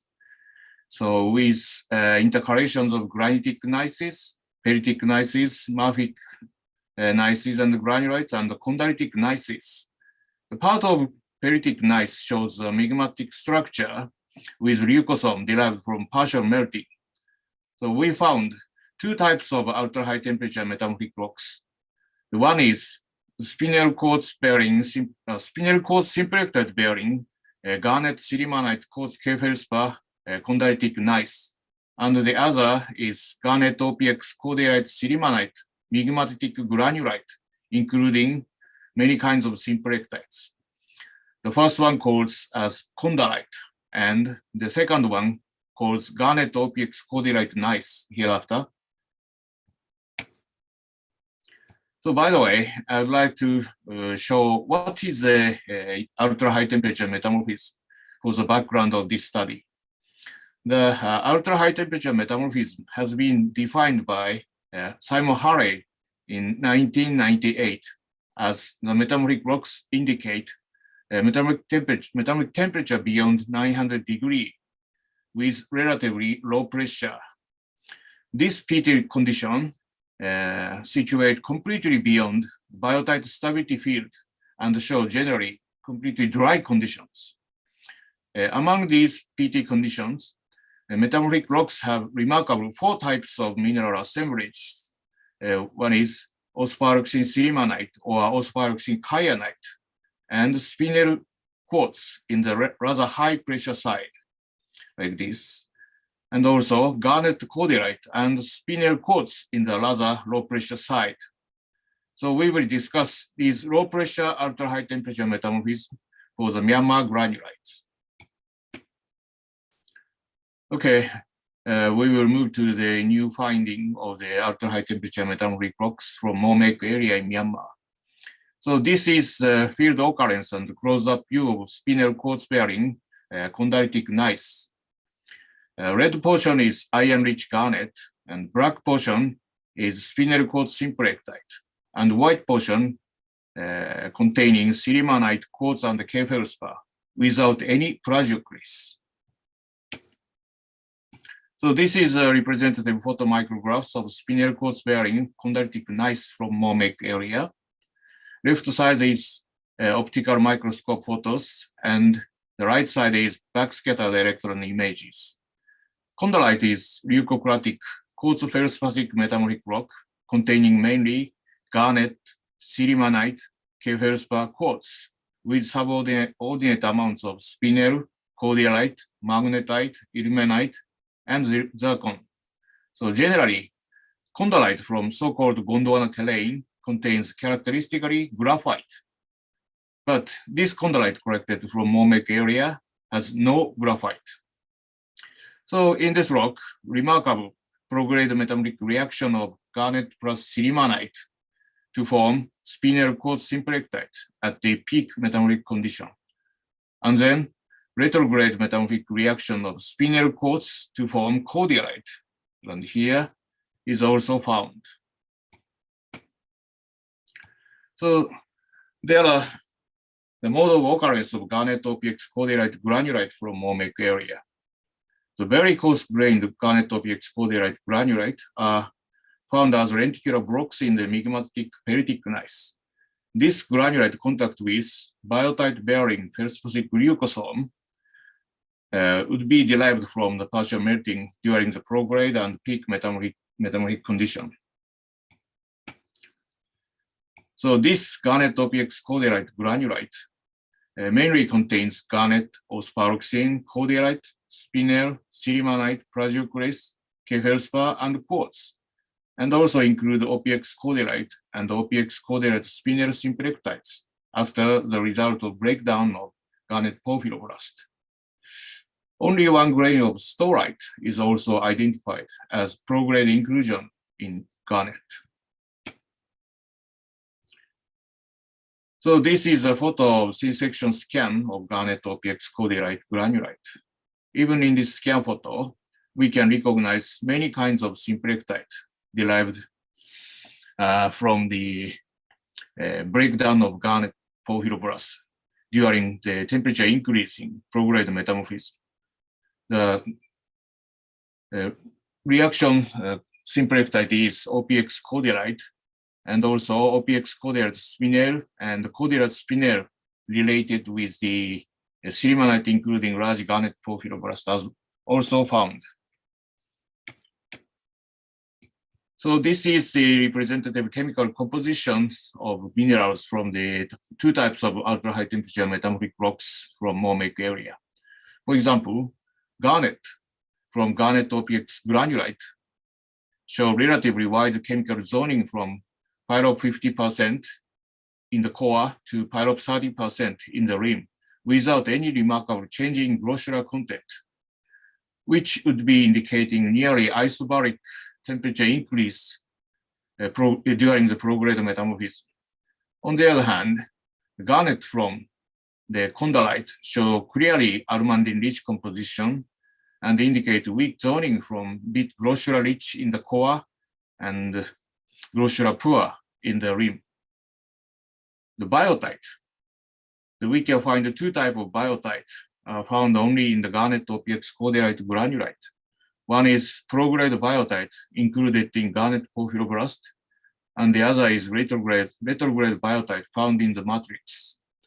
Prograde biotite shows XMG ranging 0.7 to 0.8 with X fluorine from 0.1 to 0.2. These compositions are nearly the same to that from ultra high temperature garnet OPX cordierite granulite collected from Kontum Massif in Vietnam. Chemical composition of osparroxene and spinel is also shown, but not explained right now. So this is a chemical mapping of garnet and related minerals in the condylite. Garnet silimanite to form spinel quartz is clearly recognized. Matrix surrounding this symplectite portion is completely occupied by the quartz. So on the other hand, the many complicated metamorphic reactions are found in the garnet OPX cordierite granulite. This granulite shows nearly isobaric temperature increase prograde metamorphism, as already mentioned through the chemical zoning of garnet. So we can recognize following prograde metamorphic reactions during the metamorphic temperature increase process, such as garnet plus quartz to form OPX cordierite as outermost osparroxene and related cordierite on here, and biotite plus garnet plus quartz to form OPX cordierite as symplectite 1, and garnet plus biotite plus silimanite to form cordierite plus spinel inside in the garnet porphyroblast around here, and the garnet plus cordierite plus biotite to form OPX plus spinel as symplectite 2 around here. Okay, this is the estimation of metamorphic PT evolution of garnet OPX cordierite granulite using XMG and X aluminum isopress for OPX, which indicate peak metamorphic condition would be around 7 kilobar and around 900 to 970 degrees centigrade, and also show the retrograde PT change. So metamorphic reactions are shown as red broken lines. And the staurite broken line is situated around here. It's forming garnet biotite silimanite after the breakdown of staurite around 700 degrees. Therefore, nearly isobaric heating as a prograde metamorphic process would be explained as the purple arrow. Okay, metamorphic PT evolution of garnet OPX cordierite granulite is estimated as clockwise evolution process, reach up to peak condition of 7 kilobar and around 950 degree. This peak metamorphic condition is quite comparable with the estimated PT range using geothermal barometers as green squares. And also, this PT condition plots inside in the stability range of garnet OPX cordierite spinel association as purplish square. This peak metamorphic condition is clearly equivalent to the estimated PT condition derived from chondrite using the experimental result of almandine plus spinel to form helsinite plus quartz by Boren et al. 1986. So our calculated distribution coefficient of the reaction shows as lnk equal 0.02, which is nearly the same to the Boren's experimental result.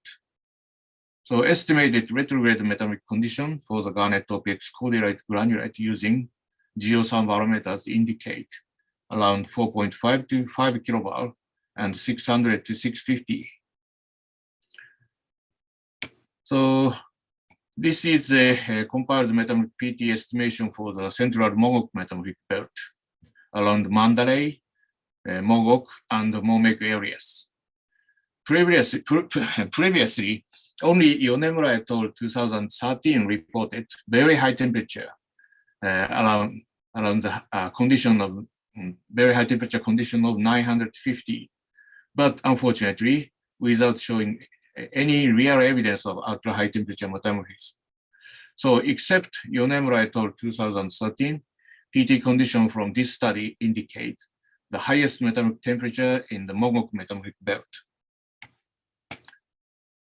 So we will move to the geochronological analysis.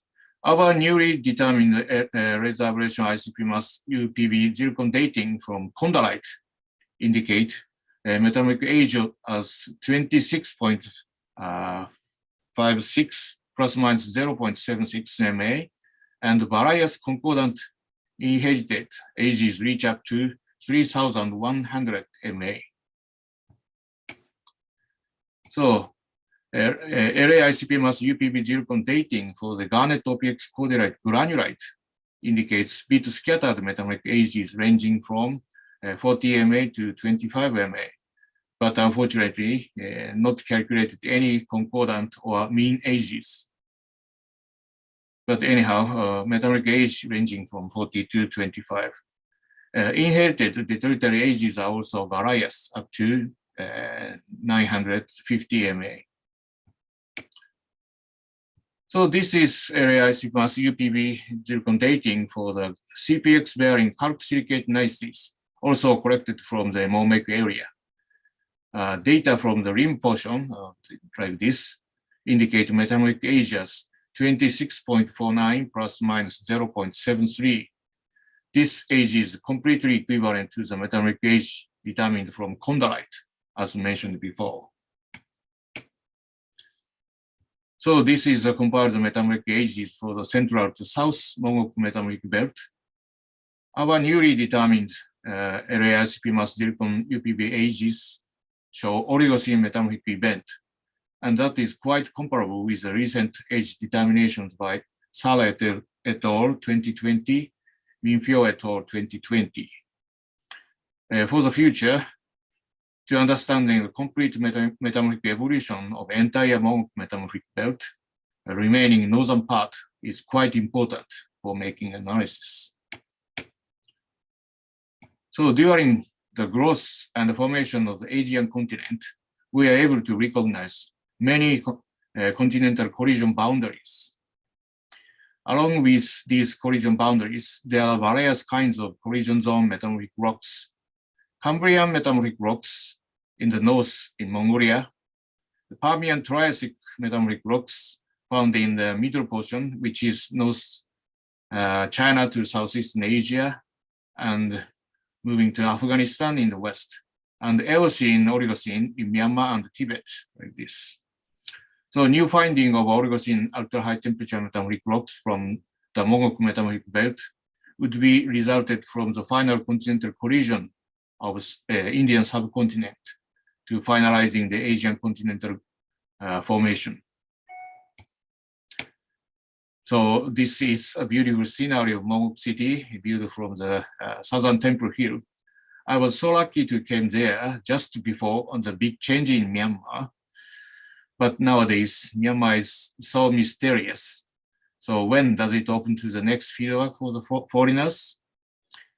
So Myanmar is one of the very important key terrain to realizing the tectonic evolution of Asian continental growth. Anyhow, thank you very much for your kind attention. Terima kasih. Thank you very much. That is a very interesting talk, Professor Ozanai.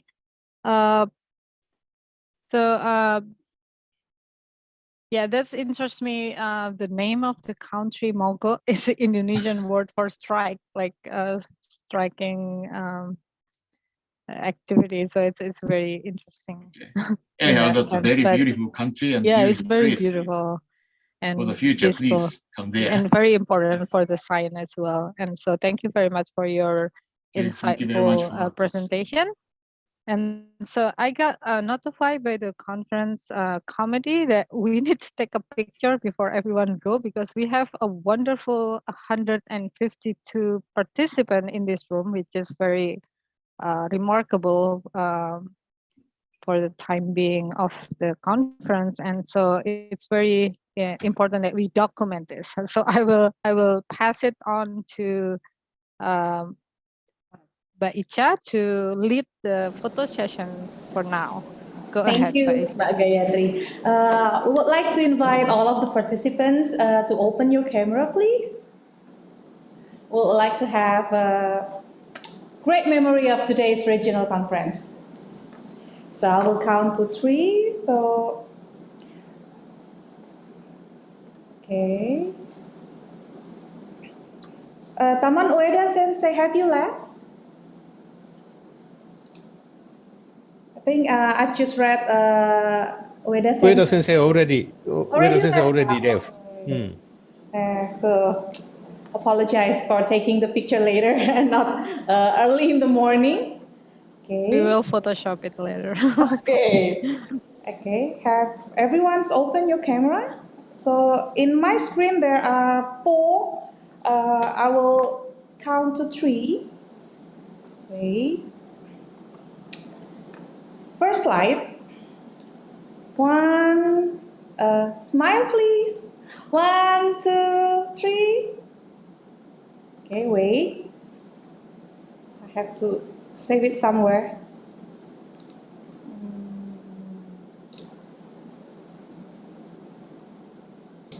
Second slide.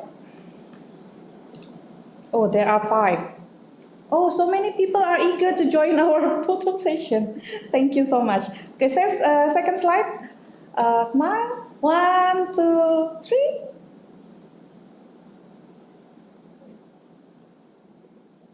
Okay, and third slide. 1, 2, 3. Fourth slide. 1, 2, 3. Last but not least, fifth slide. 1, 2, 3. Is that all, organizing committee? Okay, thank you everyone, and I'll return the screen to you, Mbak Gayatri. All right, thank you very much, Mbak. So yeah, we'll reach the panel discussion, the most exciting part of the session, I think. But unfortunately, 2 of our speakers cannot make it for the discussion, so we only have 3 of us to discuss important stuff. But I will try to guide some guiding question. And so I see the presentation today very diverse, and if you allow me to separate them, I could kind of like see the upstream and downstream part of the research.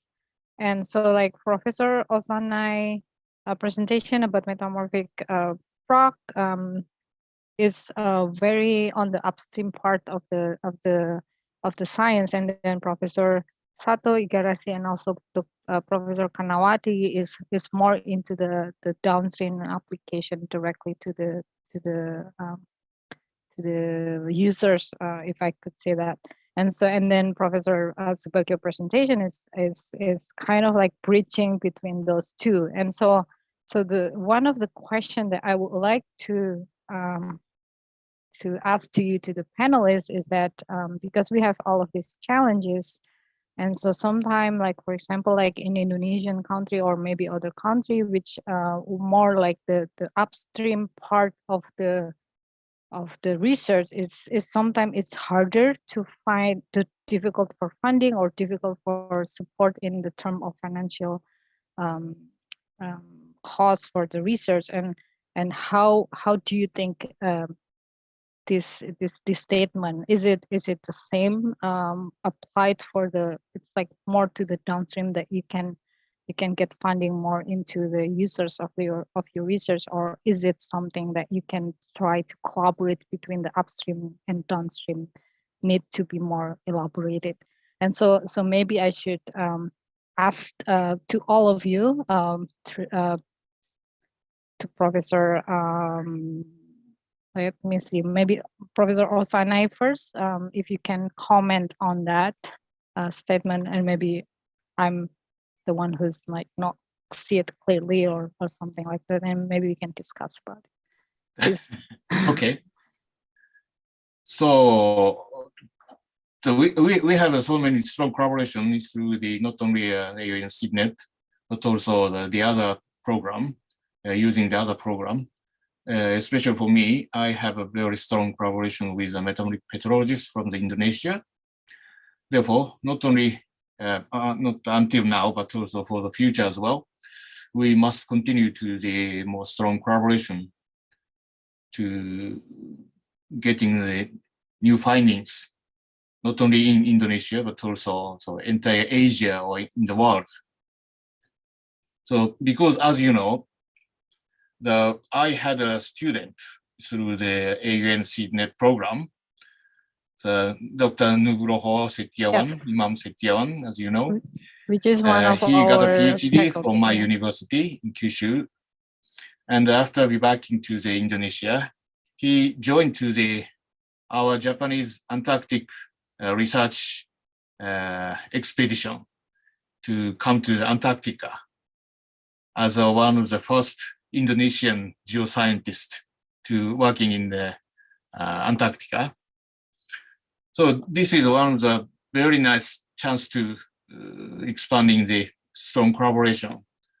So for the future, we must making like that situation through not only the AUN SIGNET by JICA or using the other program to expanding our collaboration systematics for the future. I don't think so it is good reply or not, but this is my first reply from me. Absolutely, yeah. I should highlight that, and thank you for highlighting that type of the collaborative research with our faculty member, Dr. Nugroho Imam Setiawan, which also went to Antarctica under this scheme of research collaboration. And so yeah, and I'll move on to Professor Sato. Are you on? Yeah. Yep. Just provide comments or discussion about this topic. Yeah, today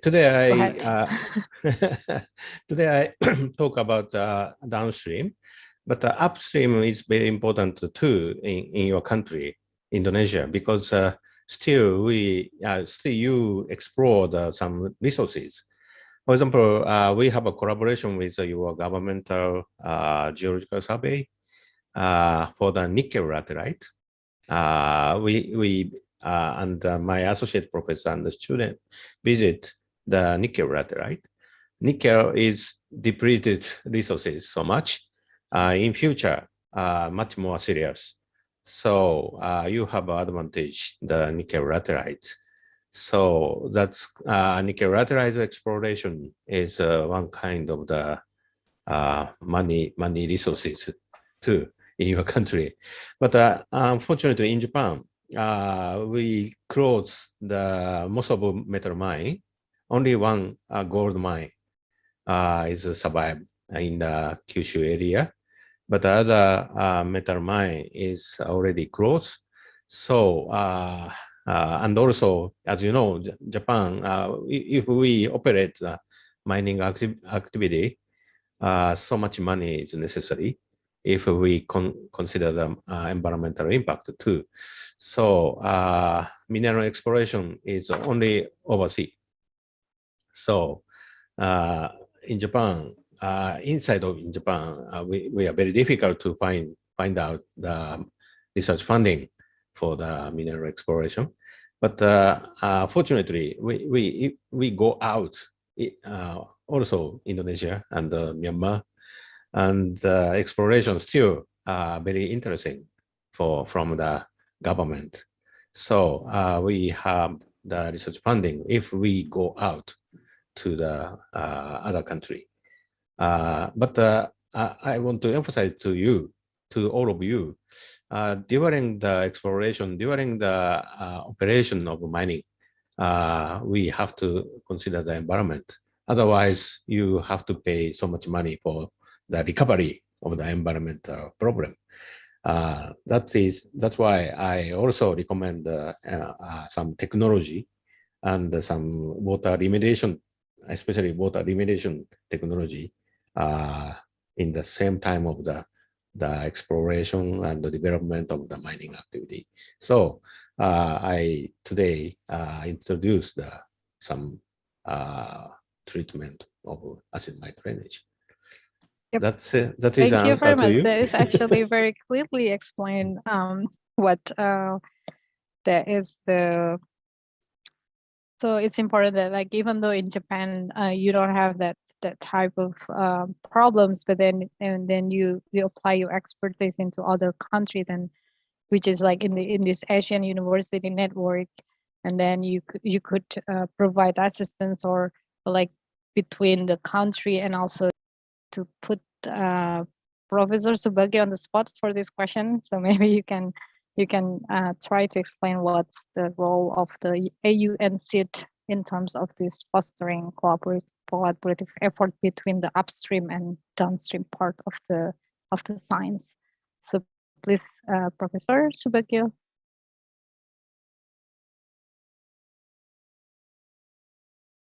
I'm sorry, you're on mute. Your microphone is still muted. Okay, thank you. Yeah, now we can hear you. First of all, I would like to thank to Professor Osanai, Yeah. For your help to Dr. Nugroho, and then for Professor Sato, who has several times you have visited our department to help in education for doctoral program.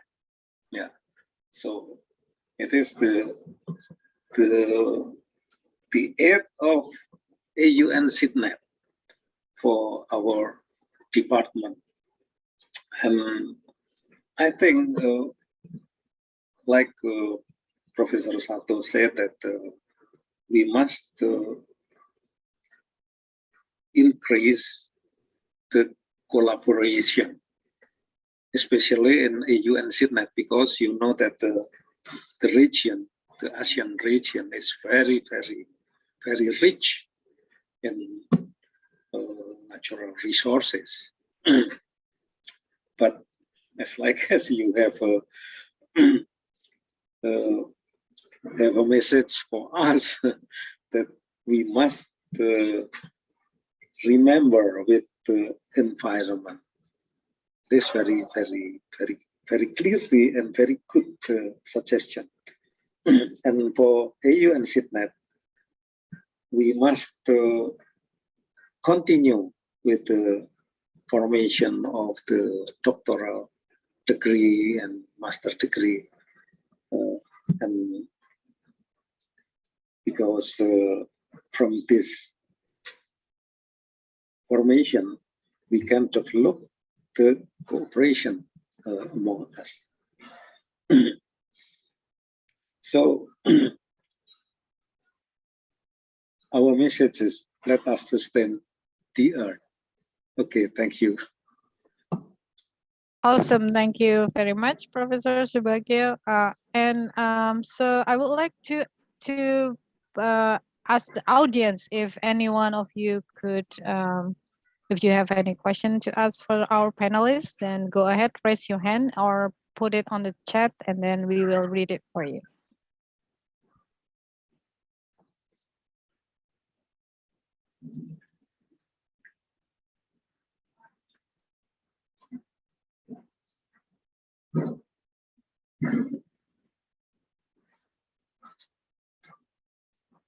So any question from the audience?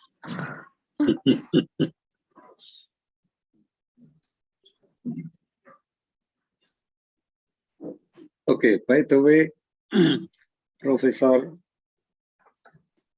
Sanai, you have never been in Indonesia? Oh, sorry. Have you I've been there. I have been in Indonesia maybe 3-4 times. Oh, okay. Of course, come to the Gajah Mada University as well. Yeah. Because I think if but two people is two people raised hand up. Yeah. Three okay, people. Okay, thanks. So I please Pak Nugroho Imam Setiawan, if you could say the question, you can put your mic on. Okay, thank you very much. Can you hear my voice, Dr. Yes, of course. Yes, we can hear you. Okay. First of all, I would like to say thank you very much for all of the keynote speakers who give a very good, very fruitful insight about the geoscience and applied geoscience. And first of all, I would like to encourage of all of the researchers and scientists in Southeast Asia, in particularly in Indonesia, that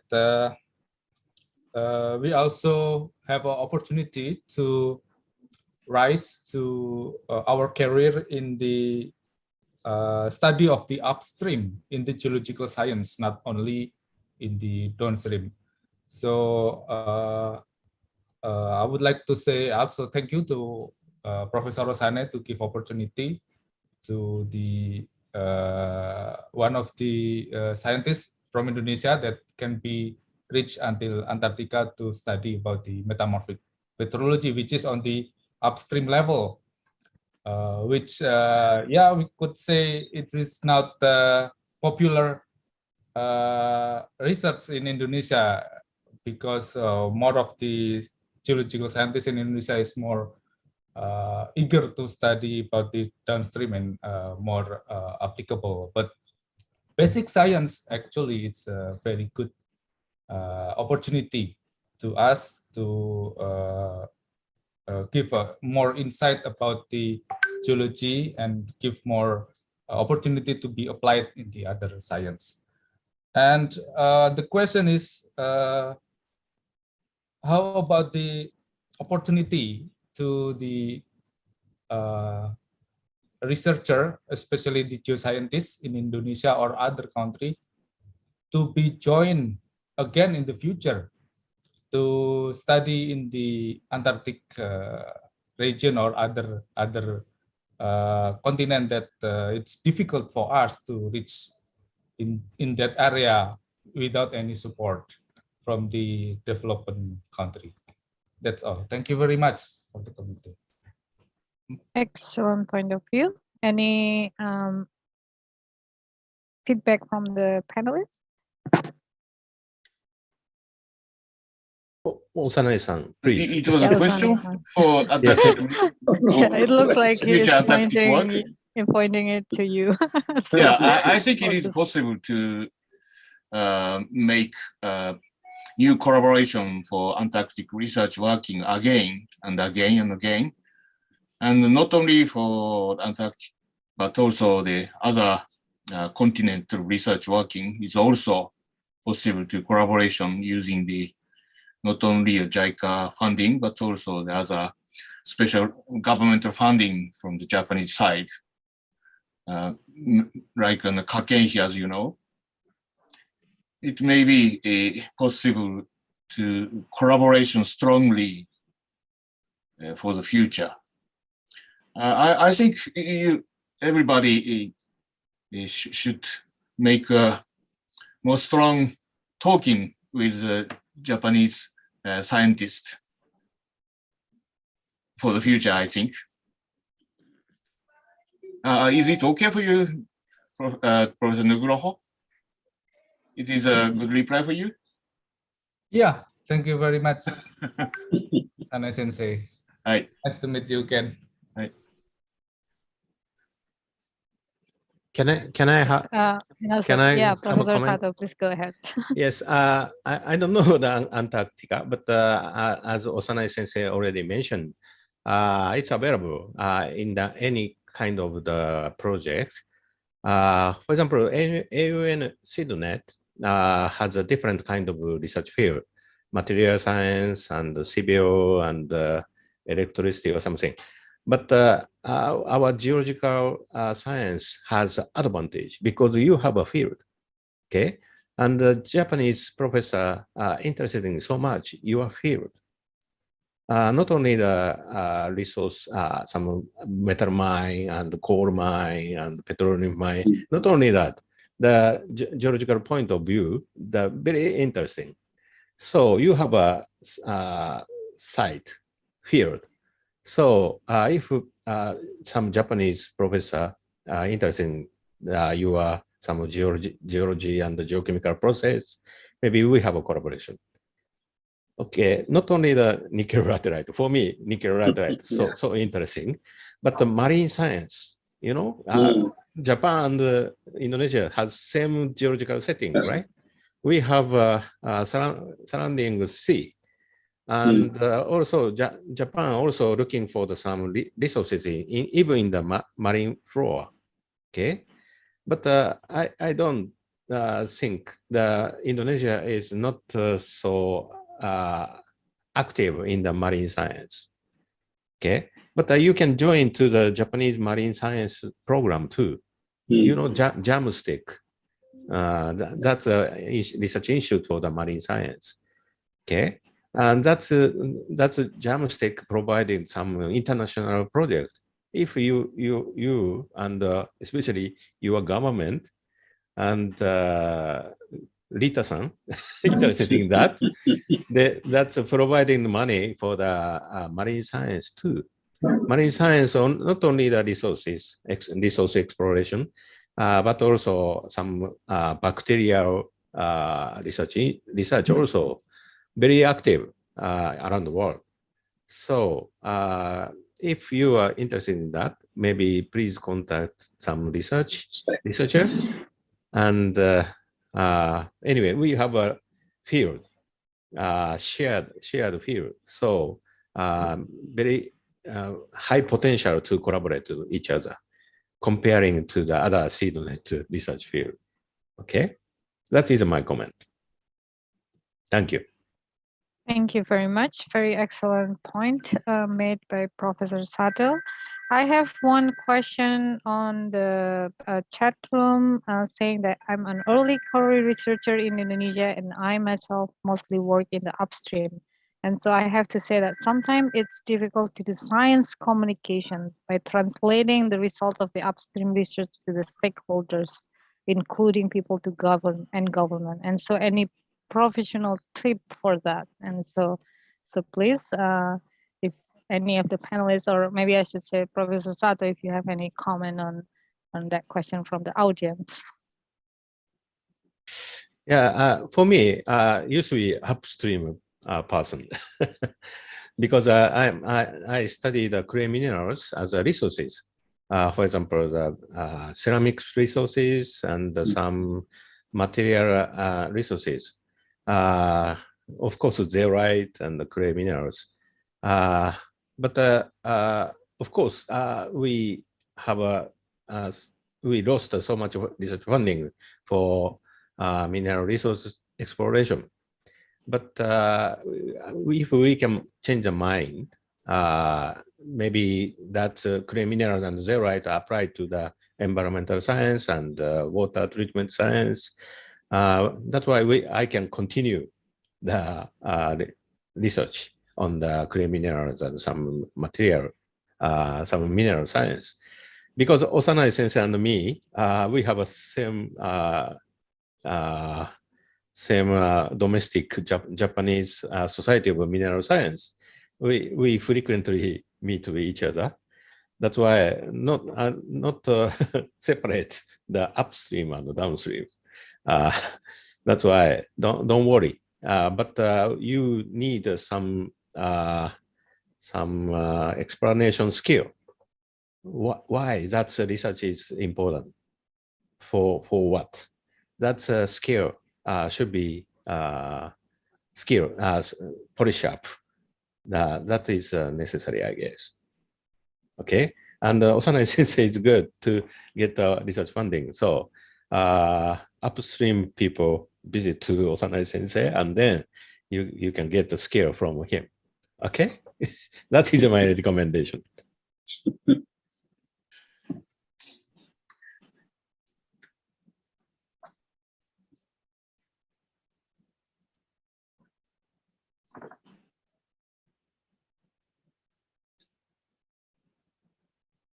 I apologize. I was lost signal, but now I'm back.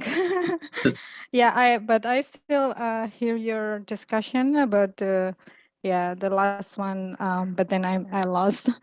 But yeah, it's very important that like communicating the result is also take a set of skill as well, like how you move from the very complicated science part, and then you have to like make it applicable to the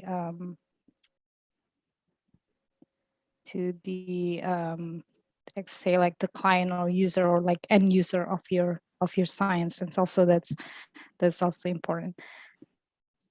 All right, and then I saw another person raise hand, if I'm not mistaken, earlier. Pak Wahyu, or you still have question, or we or is it not no longer raise question? Or maybe like I can offer another question from the audience if any of you have other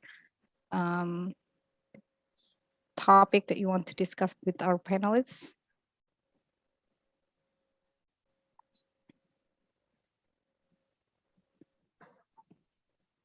No? Last chance.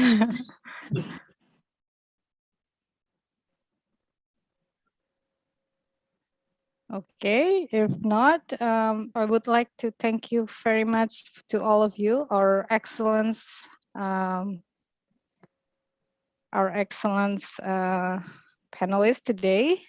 And so if I could provide some summary, it is important to always continue collaborating between multidiscipline and also multi-country researcher collaborative effort. And our existing platform is also work, but also try to use other platform or other sources of funding or other opportunity that also there's a lot in other system as well. And so we need to always communicate and also maintaining our good relationship between countries in Asian country and also expand it to other group as well. And so I think that's some of the key points from our discussion today. And the between the upstream and downstream is also need to be more bridges as well. And so I think it's also important part of our conversation today. And so if I would like to offer final thought from each of you, from each of you to give a final remarks. And so please, I will start with Professor Subagio. If you can provide a quick summary or a final thought on this topic, please go ahead. Okay, from this meeting, we can conclude that the communication is very important. Communication is very, very important. And from the communication, we can to understand each other. And maybe we can also have fun from this communication. And then for AU and SIDNET, I hope still continue supporting us as institution and member institution. Okay, thank you very much for this precious meeting. Thank you.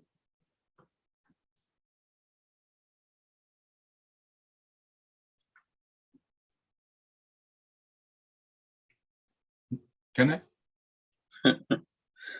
Sure, Sensei. Okay. It's okay, Sensei. Hello? Okay. Hello, Sensei? Yes. From Osanai, can I say something? Of Yes, course. please. Okay. Oh, anyhow, I'm so glad to join to this conference. I was so happy to not only making my presentation, but also make a communication with all of you. So I'd like to say thank you very much again. So immediately after the finalizing the pandemic of the COVID-19, I really wanting to be back to Indonesia as soon as possible. So more strong collaboration with all of you. So thank you very much.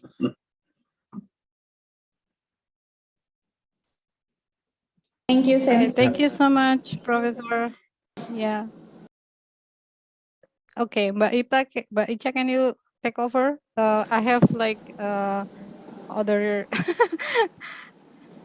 problem in the signal as well. Okay, Sorry. it's no problem, Mbak Gayatri. How about from Sato Sensei side? Okay, thank you very much, Rita-san. I don't know. Thank you very much for your kind invitation to this regional conference. Right. That's why the students in Indonesia and ASEAN country student, if you have you are ambitious, you can communicate with a Japanese professor and the UK and USA, any professor like this kind of method. Okay, that's why be ambitious and then try to communicate with a famous professor and famous author of the paper. Okay, that's why now is available to communicate to each other. Okay, anyway, I'm also come back to Indonesia again because now I have 3 Indonesian students, but I miss so much to eat the soto. That is my favorite Indonesian food, soto. Okay. I want to eat that after coming back to Indonesia.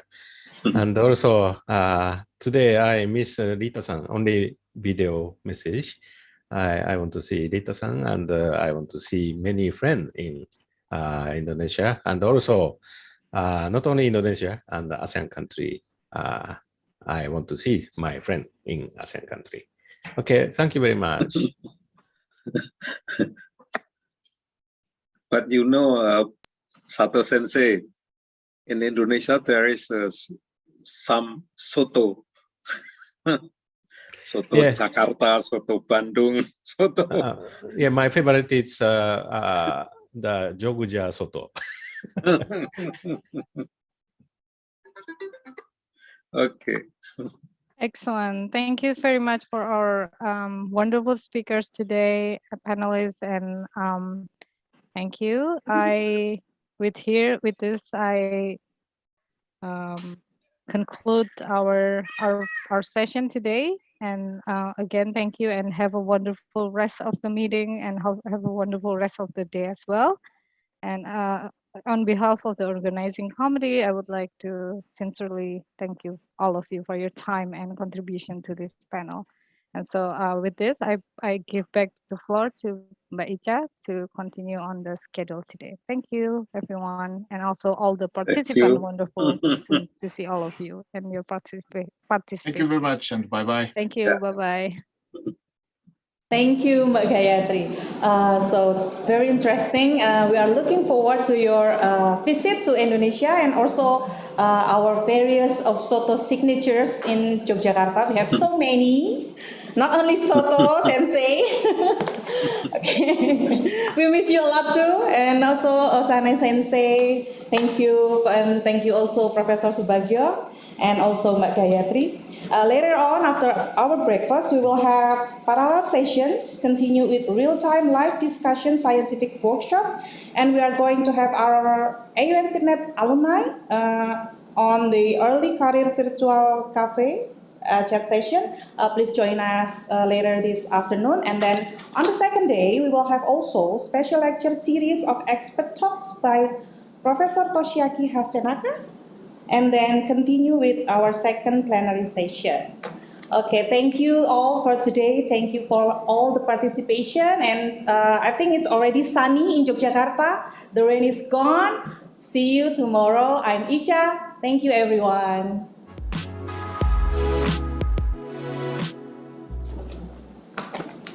Indonesia lies in the convergence among three tectonic plates. This motherland is blessed with an amazing geological landscape, located along the string of volcanoes known as Ring of Fire, making Indonesia admired for its earth resources, yet anticipated for its geological disaster threats. Learning the characteristics of Indonesia's geological resources and hazards need to be supported with competent basic geological knowledge. Universitas Gadjah Mada Yogyakarta, through Department of Geological Engineering since its early establishment as an education and research media, study on structure, composition up to physical properties of this motherland, even the world. Established since August 1959, becoming part of Faculty of Engineering Universitas Gadjah Mada, Department of Geological Engineering has been one of the windows of education which contributes to create this country's best researchers and geologists. Carrying on the vision to become a leading center in applied geology, Geological Engineering UGM provides learnings, researches, and international qualification lecturers. Located in the complex of Faculty of Engineering Universitas Gadjah Mada, this campus is supported with comprehensive and modern education facilities. Supported also with Geological Field Station in Bayat, Klaten. Delivers of dynamic teaching-learning interaction. Geological Engineering UGM, recognized for its continuous achievements, national and international. Every year, professional graduates are born. Geological Engineering UGM creates independent and creative researchers and geologists, professional who is able to cooperate and grow in global competition. The strengthening of sustainable network, quality recognition by national and international accreditation agencies, open the opportunities to cooperate with government institutions, private companies, renowned universities abroad, or even global workforce. Existing and potential cooperations open the opportunity to hold international graduate programs and to take part in double degree programs at partners institutions. This is the department that oversees quality and integrity. This is the learning space where professional graduates are born, graduates that bring the value of Pancasila. This is a place where independent, creative, and excellent human resources are born. This is Geological Engineering Department, Universitas Gadjah Mada dedicated to Indonesia.